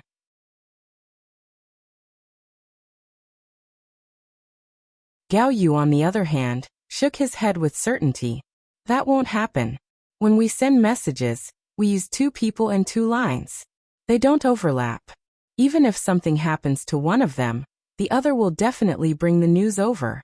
But now it is the designated time, and there is still no news. I suspect." When Gao Yu said the words "I suspect," his expression was obviously more serious. However, he paused for less than 2 seconds before he resolutely said his guess. "I suspect that either something happened to them, or Goyong City has gone out of control, and they can't leave the city." Out of control? Can't leave the city. This conclusion was a little scary, and even Songjia had to treat it with caution. "Are you sure, Leader Gao? You should know the possible consequences of this conclusion." "I'm sure." Gao Yu's answer was very straightforward. In fact, he dared to say this because he had already waited for an extra day. In other words, after 24 hours there was still no news about Goyong City. That was why he came to look for Songjia. According to the internal regulations of the Security Bureau, he had already gone a little overboard. However, there was no other way. This matter involved too many people, so he had to be very careful. That was why he had waited for an extra day. Hearing Gao Yu's affirmation, Songjia's expression turned even uglier. He strode over to the map of Vietnam hanging on the wall. His gaze paused on Go Ming City for a moment before he punched it. Do they really have the guts to do this? Needless to say, Gao Yu, who was standing behind him, naturally knew who he was referring to. This result was exactly the same as his previous analysis. He was also somewhat unable to accept it, but what was coming was unavoidable.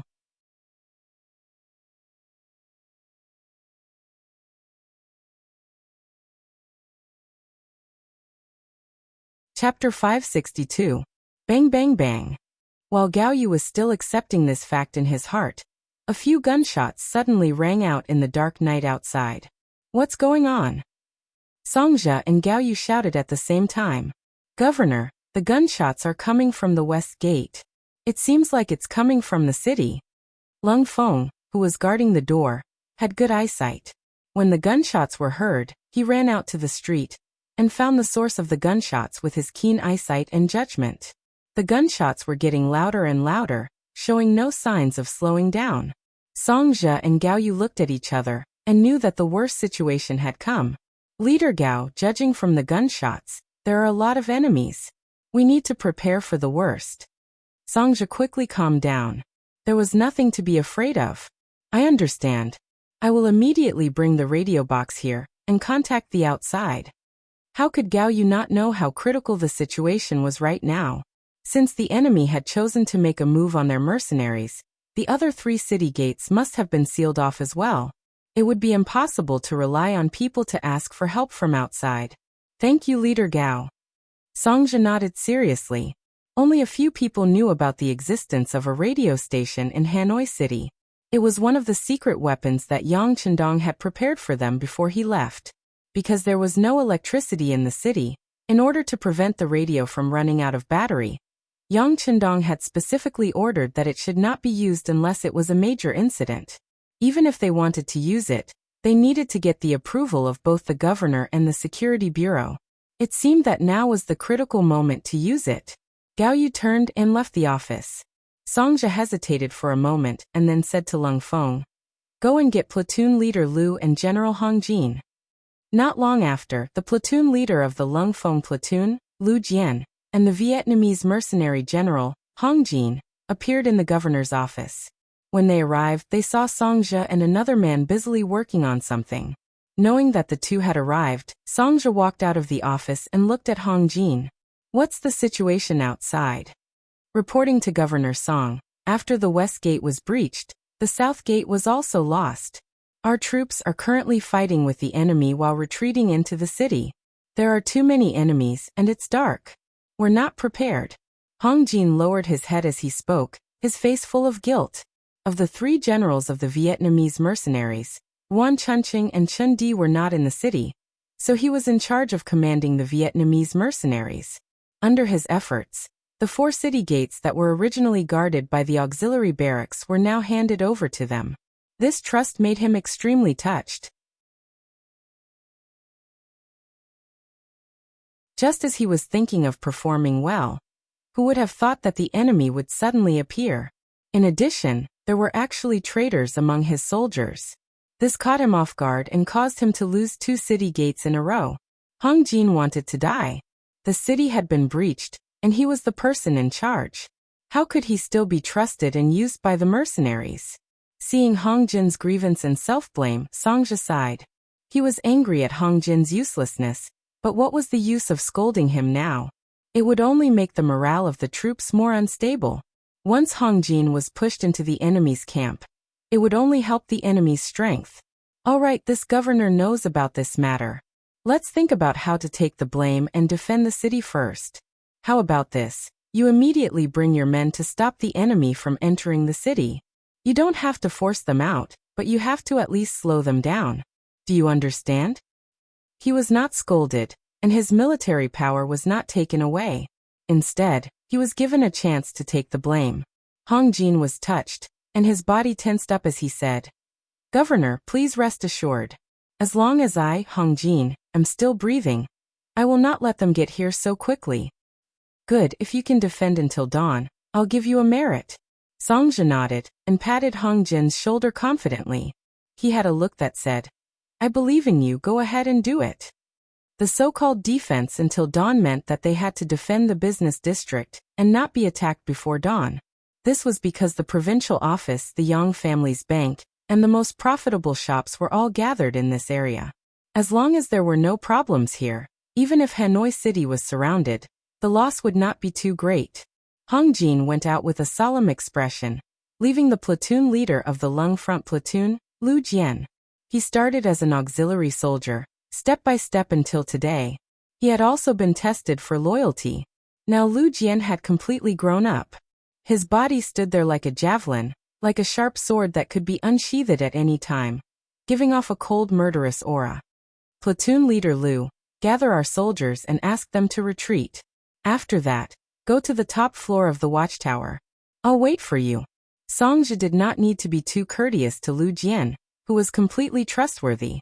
He also did not need to motivate him. He only needed to give the order. Yes. After a standard military salute, Lu Jian turned and left. Songja stood there and could not help but sigh. Looks like I have to use my last resort.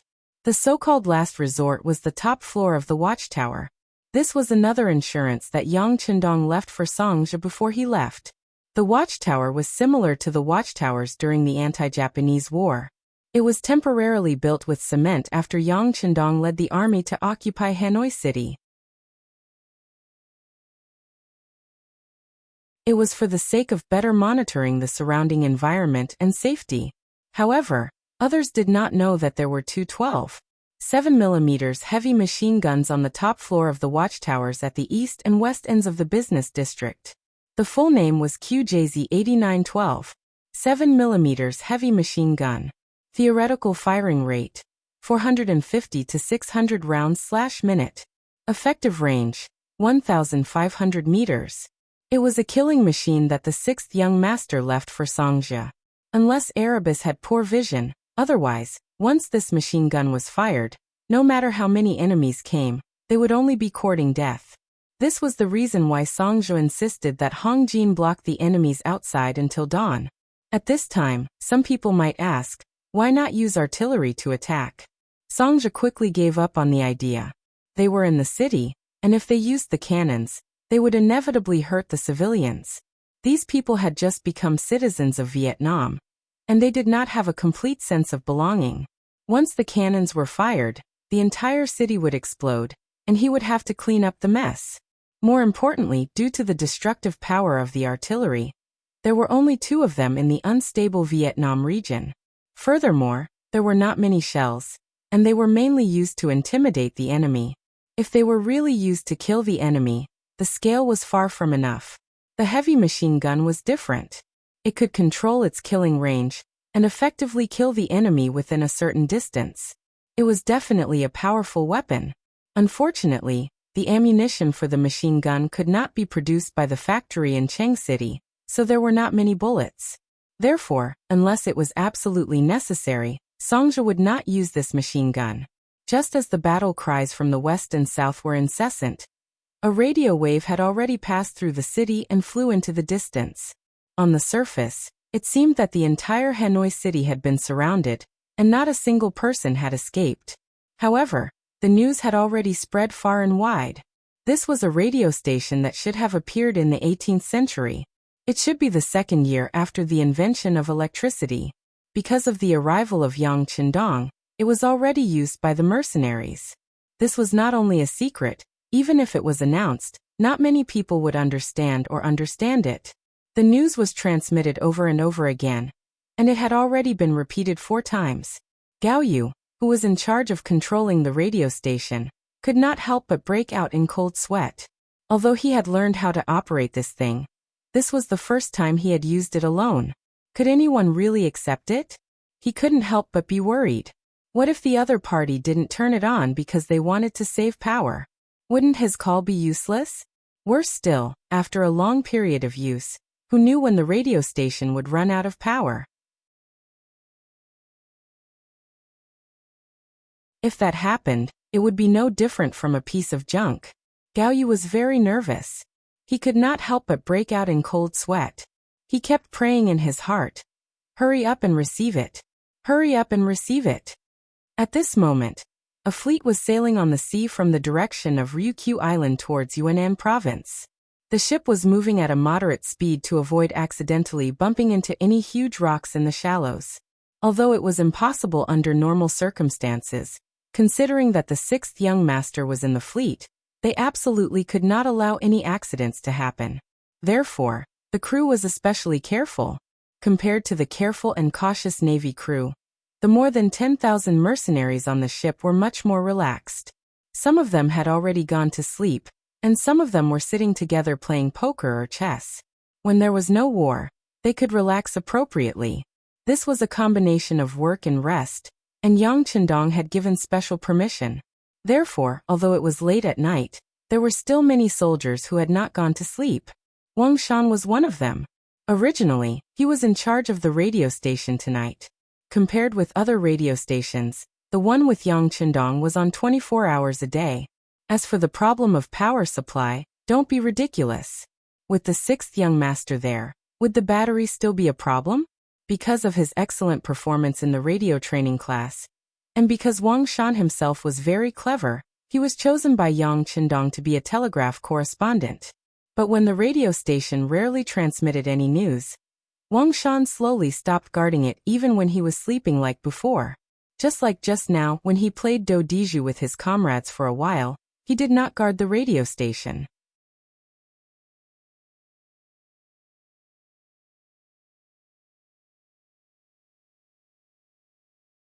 Chapter 563. But in less than half an hour, after a few rounds, he handed the cards to his comrade beside him and returned to the computer room. He instinctively glanced at the telegraph machine. First, he pushed the door open and took a look. Then, he turned around and wanted to go back to continue playing cards. But then his body froze. He pulled the door open and saw the telegraph machine flashing with a red light. Wasn't that the signal of a telegram coming in? Whoosh! He sat in front of the telegraph machine and put on his headphones to receive the message. After a while, he quickly left the place and rushed to the place where the sixth young master was resting. Needless to say, the place where Yang Chendong was resting was guarded. But when the guards saw that it was Wang Shan, no one stopped him. This was an order from the sixth young master. Unless he was with the ladies and needed to be informed in advance, this person had the privilege of seeing him at any time. Wang Shan also didn't sleep. He was playing Fight the Landlord with Tiger's Mane and Beta Persei. With Yang Chendong's current status, even if he wanted to have some fun, it was not something that could be done by just anyone. After playing with the regiment commander and battalion commander a few times, he found that they were very restrained. He gave up and replaced them with the people around him. Sure enough, Tiger's Mane, who was very familiar with him, and Beta Persei, who was careless, were not too afraid of him. At least everyone won and lost, which was more interesting. Sixth young master, Wang Shan has an urgent matter to see you. The voice of the first guard captain Chiovi, who was in charge of security outside the door, suddenly sounded from the other side of the door. Wang Shan let him in. Yang Chendong thought that something big must have happened. He turned over and got out of bed. Just as he stood there, Wang Shan had already walked in with an anxious face. Sixth young master, a telegram from Hanoi City. Yang Chendong reached out and took the telegram. There were not many words in the telegram, but it was enough to explain everything. Well, someone actually dared to have designs on Hanoi City. They must have eaten a bear's heart and leopard's guts. Just as Yang Chendong frowned, Wang Shan, who was standing in front of him, lowered his head and said with a flushed face, "Sixth young master, I was absent just now. I didn't receive the telegram immediately. Please punish me." Yang Chendong raised his eyebrows. He could actually understand the other party. After all, the telegraph might not even ring once in half a year. Who would keep an eye on it all the time? However, since Wang Shan had already said so, if he did not punish him, he was afraid that he would be even more uneasy. Therefore, he pointed at him and said, "How about this? Since this is your first offense, you will be fined 1 month's salary. In addition, immediately send a telegram back to Hanoi, saying that we already know about this matter. Tell them to hold on. and we will be there soon." Hearing that it was only a month's salary penalty, Wang Shan's face was full of gratitude. He thought that this time he would definitely lose his job. Who would have thought that it would be over so easily? However, the sixth young master also said that this was the first offense, so the punishment was light. At that moment, he decided that the same mistake could not be made a second time. He nodded his head and went out to send the telegram. It seems that it is necessary to arrange an assistant for Wang Shan. Yang Chendong thought thoughtfully. Wang Shan's ability was still very strong, especially when he was very familiar with the code. He could translate the telegram in the shortest time possible. He would not let go of such a talent. Of course, this was only a small matter. How to rescue Hanoi City was the most important thing. Tiger's Mane informed the officers of the 2nd Regiment, 3rd Regiment, and above to come for a meeting. In the inner room of the governor's office in Hanoi City, there was an excited shout. "There's a reply, there's a reply." Songjia, who was looking at the map of Hanoi City in the outer room, heard such a shout and quickly stepped into the inner room. Who replied to the telegram? What did they say? "It's the 6th young master, the 6th young master. He told us to hold on and support us soon." With a face full of excitement, there was a reason to be excited. That was the telegram from the 6th young master. At this moment, Songjia's face was full of relief. Since the message had been sent out, as long as he held on for a week, the reinforcements would definitely come and their crisis would be resolved. Thinking of this, he looked at the transmitter that was already turned off, but still had a little bit of warmth. He could not help but show a very envious look. It's good to have such a thing. The matter of sending out the message had been dealt with. The sound of Lu Jian's footsteps could be heard from outside. He had already arranged everything.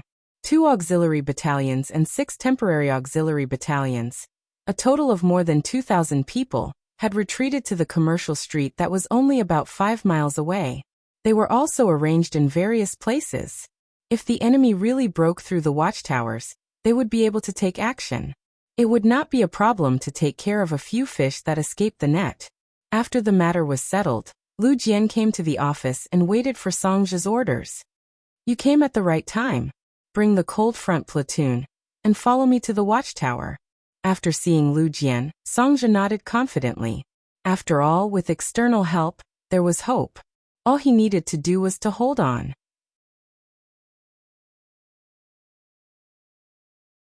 The platoon of Cold Front Platoon followed behind Governor Songjia, and arrived at the watchtower on the north side of the road. When the key to the door was unlocked, and everything in the room was reflected in front of the Cold Front Platoon, there was a series of gasps.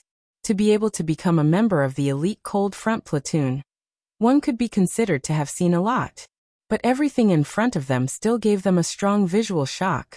It was not because of anything else, but because of the heavy metal weapons placed there. Needless to say, there were a total of 10 Type 95 machine guns. In other words, every 3 Cold Front Platoon members could have one. In the past, a full company would only be equipped with one high-end weapon. To say that the Type 95 machine gun was high-end was undoubtedly a bit of a slap in the face.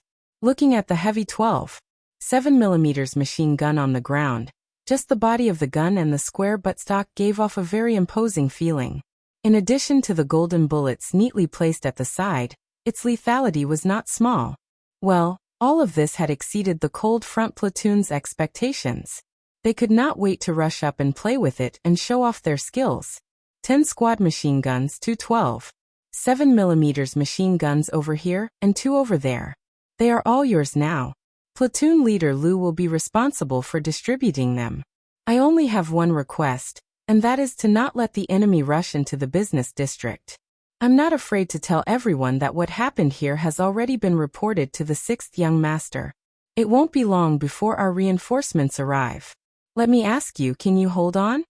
Songjia was almost shouting. At this moment he was betting everything on this platoon of Cold Front Platoon members. Yes. Including Lu Jian, the 31 Cold Front Platoon members replied excitedly. Some of their faces were even flushed. They were already looking forward to their next performance. As long as they performed well and waited for the 6th young master to arrive, how could they be afraid that others would not know of their contributions?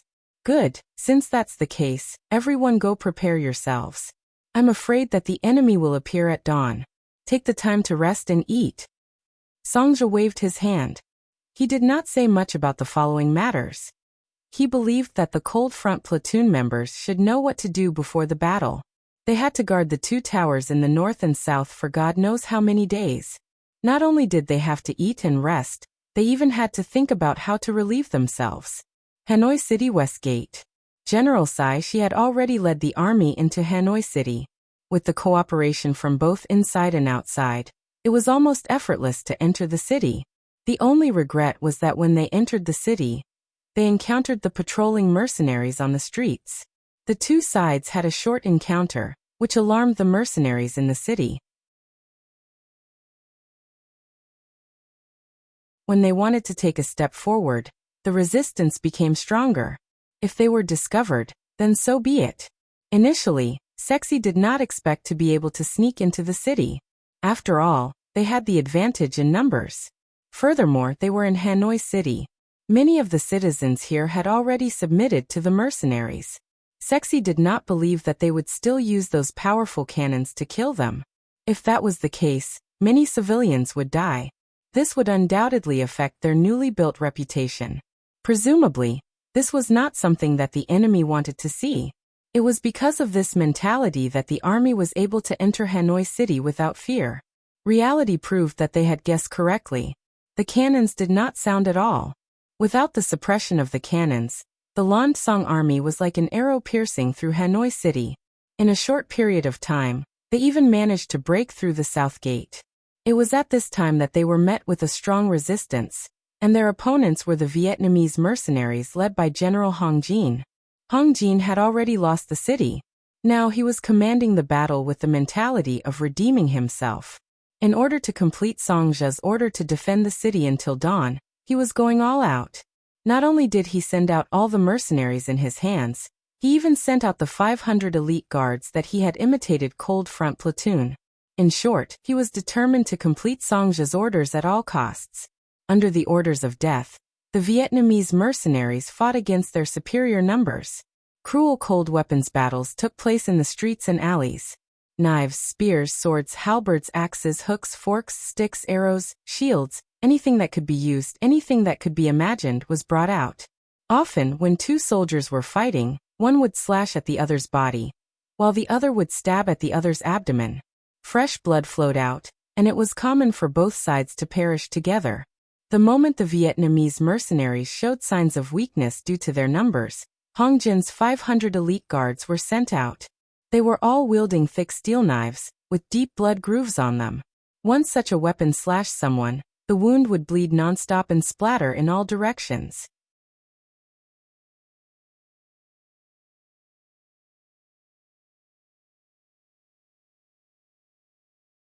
Chapter 564.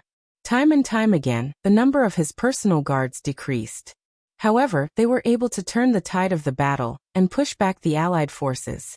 Even Hong Jin himself had charged onto the battlefield several times. With a long sword in his hand, he chopped off the heads of at least 7 enemies. His body was covered in blood, and he looked like a god of death. Starting from the city gate and extending all the way to the center of Hanoi City, the streets were filled with corpses of soldiers and injured people. The blood that flowed out from their bodies gathered together to form a river of blood. It was dark red and looked terrifying. It was because of Hong Jin's valiant resistance that the enemy's attack speed was greatly reduced. When he saw that it was time, he led less than 4,000 soldiers to the busiest part of the city. It was also the commercial street where the Jiaoji Palace was originally located. After the battle, only 4,000 out of 10,000 returned. More than half of the men were left outside. Perhaps there were some soldiers who ran away or were heavily injured. However, 60% of their strength was lost just like that. It was enough to see how intense the battle was. Under the fierce attack of Sai Shi's army, Hong Jin, who only had 10,000 men, was forced to retreat. However, the sky was already turning bright. After defeating Hong Jin, Sai Shi's confidence was greatly boosted. He personally led the Allied forces and waved the flag of the Landsong Kingdom and Jiaoji. He beat the war drums and shouted as he charged towards the commercial street. Looking from afar, the streets were filled with soldiers and soldiers. Right in front of them was the busiest commercial street in Hanoi City. It was also the most valuable commercial street in their eyes. It was said that every shop there had goods that could attract merchants from other countries. It was said that there was a young family bank there, and the money inside was already piled up like a mountain. Let the brothers rest for a while and eat. Let's try to take this place in one battle. Saishi couldn't help but lick his lips and reveal a cruel smile. He said this to the captains beside him. General is mighty. The captains flattered from time to time. Although they lost 7,000 to 8,000 men in the battle last night, it was only a tenth of their 70,000 men. When they heard that there were only 6,000 to 7,000 mercenaries left, how could they still put them in their eyes? They even couldn't help but think that perhaps they could occupy the place with a single charge. At that time, wouldn't the gold and silver be at their disposal? The Allied forces temporarily stopped their attack, and using this opportunity, Hong Jin took 4,000 soldiers and retreated into the commercial street. Almost all of them were covered in blood. They had used their strength to win the respect of the mercenaries.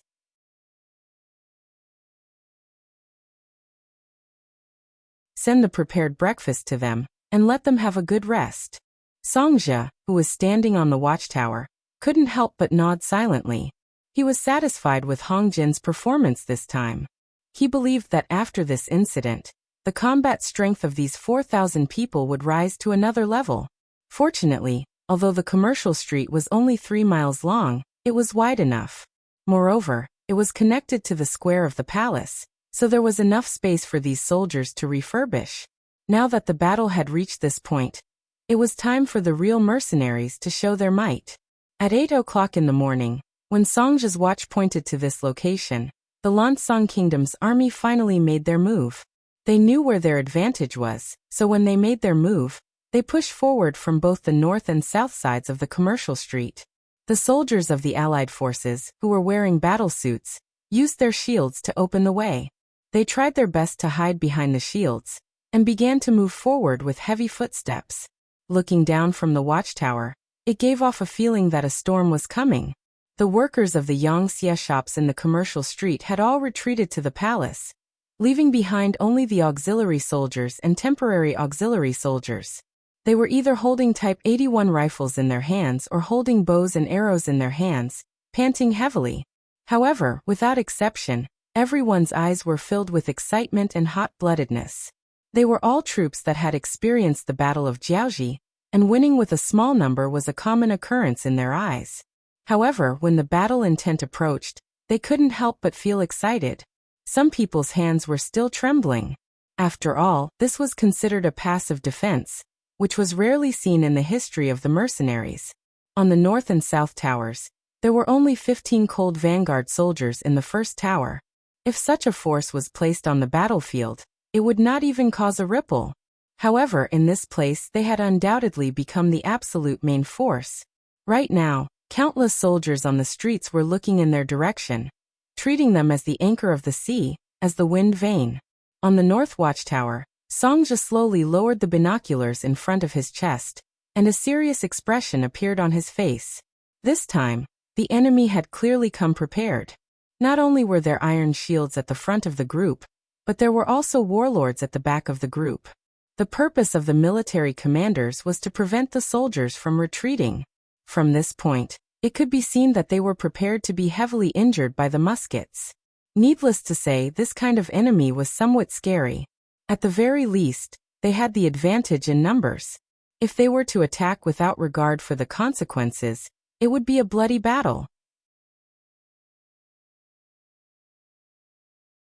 After all, the number of mercenaries was too small.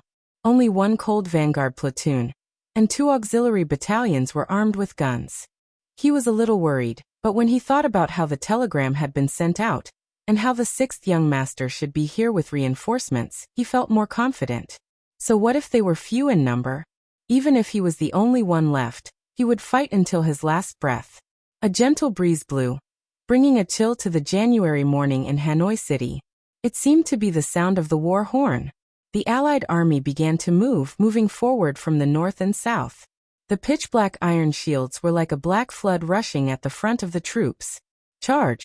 Sexy's voice was like a roar from hell, dragging the pace of the war forward. On the watchtower, the platoon leader of the platoon, Lu Jian, rested his hands on the 12.7 mm heavy machine gun. The muscles on his arms bulged slightly, and his eyes were filled with a strong desire to fight. His mouth was slightly open, ready to spit out the word attack at any time. Since it was the enemy's first wave of attack, of course, they had to suppress them as much as possible.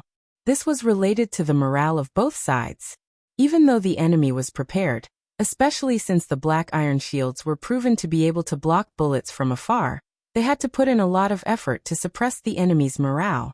The advantage of the black shields was that they could block bullets, but at the same time, because of their weight, their movements were very slow. Two long dragons formed by black shields wriggled into the firing range of the two towers in the north and south respectively. Now that they were in firing range, the 14 platoons around him all looked at the platoon leader, Lu Jian, as if they were soldiers waiting for the bugle call. Attack! A sonorous and forceful voice came out from Lu Jian's mouth. The 12.7 mm heavy machine gun in his hand was like a tongue of flame, as it let out heavy metal clanging sounds. It was like a pianist playing a beautiful piece of music. Bullets poured down from the sky like a torrential downpour. The other 14 members of the Lung Vanguard were also wielding their squad machine guns, or Type 95, as they fired at the enemy below. At this moment, they were no longer laughing and joking like they usually were. Instead, their faces revealed a serious and solemn expression. Da-da-da, pa-pa-pa. Following the gunshots from the north watchtower, the south side also responded, although it was only a platoon of platoons, because they had 4 12.7 mm heavy machine guns and 10 Type 95 squad machine guns. Their firepower looked very fierce. They didn't look down on them because of their small numbers. The bullets rained down from the sky and struck the black shield, creating bullet holes on the surface of the shield. However, most of the bullets were blocked. Only a few enemies accidentally exposed a part of their body, and were unfortunately hit. They fell to the ground and wailed in pain. Ha, did you see that? Our shields can block the enemy's muskets. Now I order everyone to speed up and charge. General Ceci's laughter came from behind the alliance. Although Fan Yuhai had told him that Jiaoji used the shields to block muskets, he didn't see it with his own eyes, so he wasn't confident. Now that the truth was in front of him, he didn't have to worry anymore. He started to move closer to the military commander, and urged the soldiers to charge forward. Bastard! Lu Jian saw through the window of the watchtower that the enemy could block the muskets and couldn't help but stare angrily. He finally knew why the 6th young master wanted them to practice their marksmanship. In the past, when he heard people say that bullets couldn't hit things, he didn't think much of it. Now that the truth was in front of him, he knew what it meant to be farsighted. Change guns, aim and shoot. Once there's a gap, switch to the machine gun and shoot. Lu Jian quickly changed his strategy. As he spoke, he took out his Type 95 and changed it to a single shot. He aimed at an alliance soldier who exposed his knee and pulled the trigger. Bang! The bullet flew out, creating a dazzling trail of color in the air before it drilled into the knee covered in flesh. Immediately, an enemy with a metal shield knelt on the ground. Before he could stand up, he was trampled to the ground by the advancing soldiers behind him. Soon he was turned into a pile of meat paste. The platoons learned from their platoon leader and started to shoot. The effect was not bad. One after another, the advancing enemies would be shot and fall to the ground when they exposed a gap. However, there were too many enemies. A platoon of soldiers couldn't stop their advance.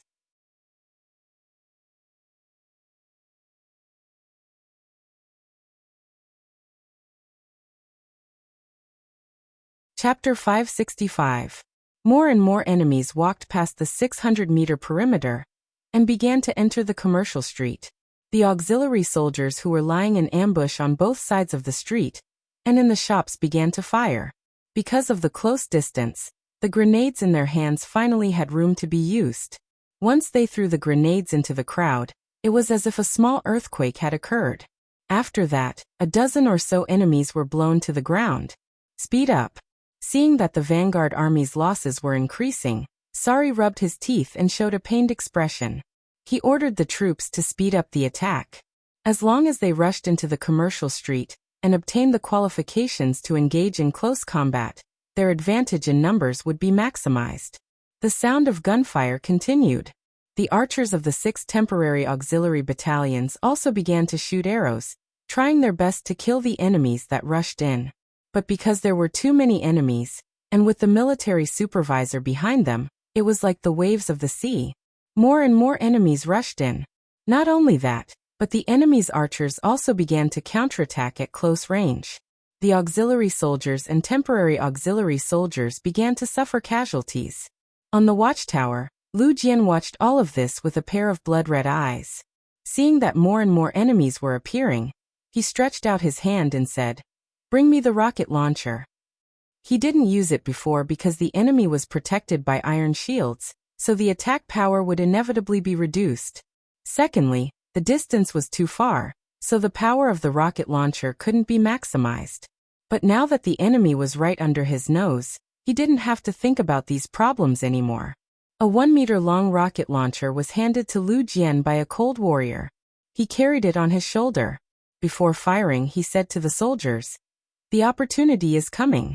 You must seize it and make a beautiful counterattack." Yes. More than a dozen soldiers agreed without hesitation. Then, they adjusted their guns to burst mode and waited for an opportunity to appear. Lu Jian aimed at the target. Then, a flame rushed out from his shoulder. The powerful recoil made Lu Jian's body tremble. Then, the flame rushed straight into the enemy camp. After flying for about 100 meters, it hit an iron shield and exploded. The powerful flames and shockwaves were even more powerful than 10 grenades thrown together. Under the powerful force, many of the metal shields were blown away, revealing the bodies of the enemy hiding below. Fight! The dozen or so cold vanguard warriors, who had been waiting for an opportunity, fired their guns in unison. It was like a net of fire that enveloped the enemies below. Just this wave of attacks alone had killed or injured at least a few hundred enemies. Because of this, the enemy's attack had slowed down. The auxiliary soldiers and temporary auxiliary soldiers in the commercial street could not help but feel the pressure on them lessen. They took advantage of this opportunity to eliminate the enemies that had rushed in. Don't retreat. Keep going. If you retreat, you'll be killed. Seeing that the first wave of attacks was about to be stopped, the commanding general, Cici, naturally had a look of unwillingness on his face. He yelled and screamed, and even killed a few soldiers who wanted to retreat. Only then did he stop the army from losing. Under the pressure of the inspectors, the Allied forces launched a new round of attacks. The mercenaries who had the chance to take a breather threw their energy back into the battlefield. Battle cries rang out one after another. It was as if at every moment, every breath, and every second, there were corpses falling down. Blood was flowing, and lives were flowing away. 9 true commanderies no weave cities dock, several fast boats were docking here. Countless soldiers in camouflage clothes were walking to the shore from the boats. They were the soldiers of the 3rd Regiment of the Cold Vanguard Army's 1st Division. After receiving the telegram from Hanoi City, Yang Chendong ordered the ships to speed up overnight. By noon of the 2nd day, they had already boarded a fast boat and arrived at the No Regimental Pier. Together with the 3 battalions of the 3rd Regiment, more than 1,300 soldiers, they completed the landing. 9 true commandery was already in the hands of the mercenaries, so the landing was naturally very smooth.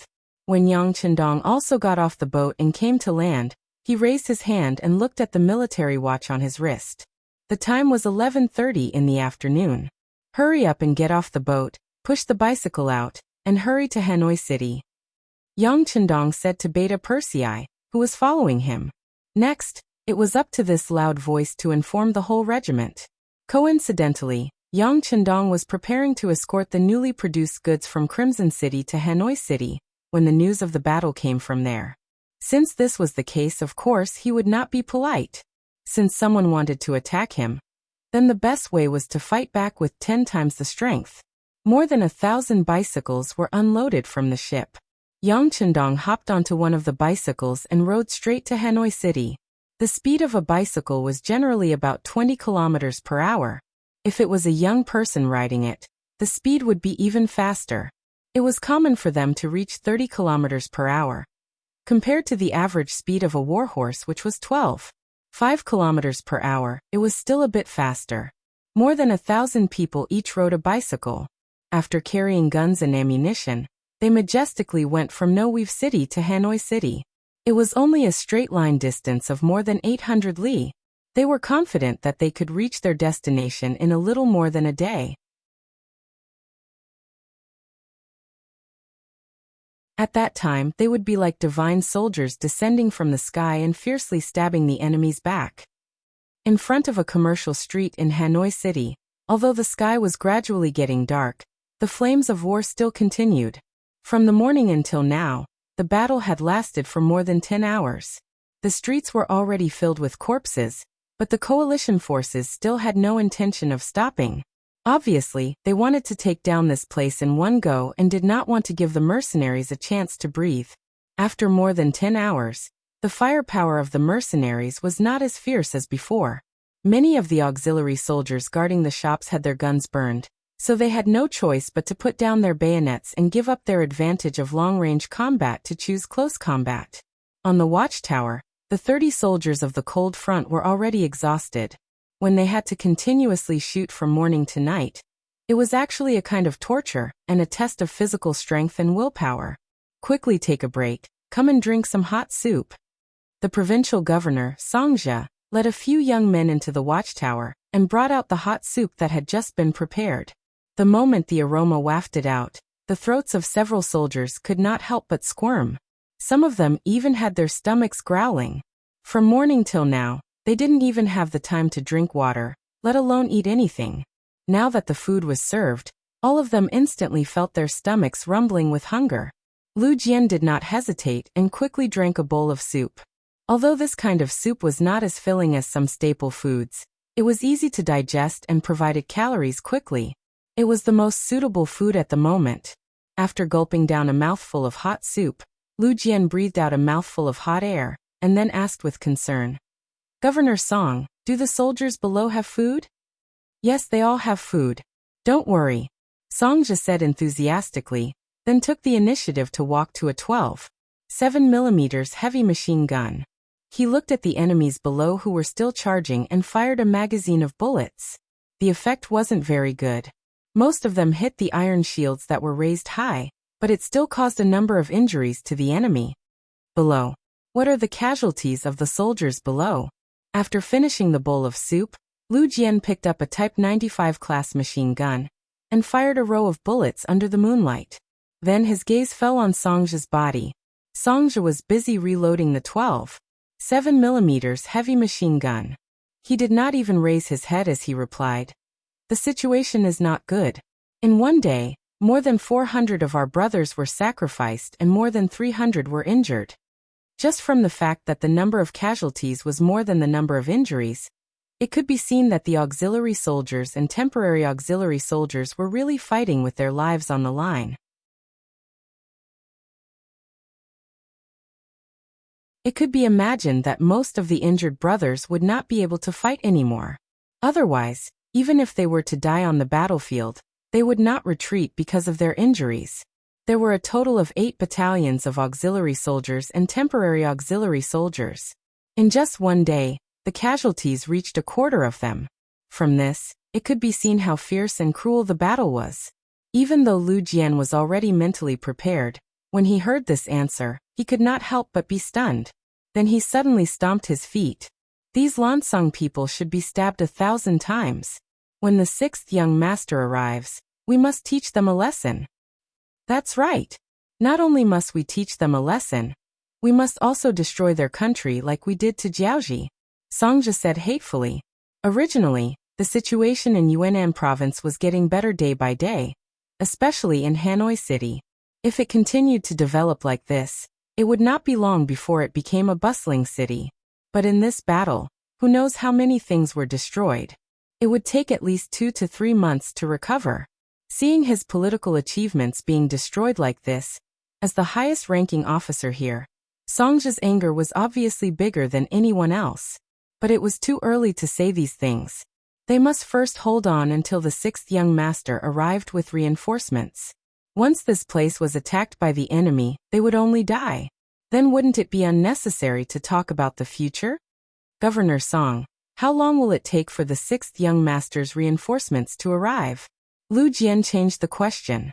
The soldiers who were firing at the side could not help but stop their actions at this moment.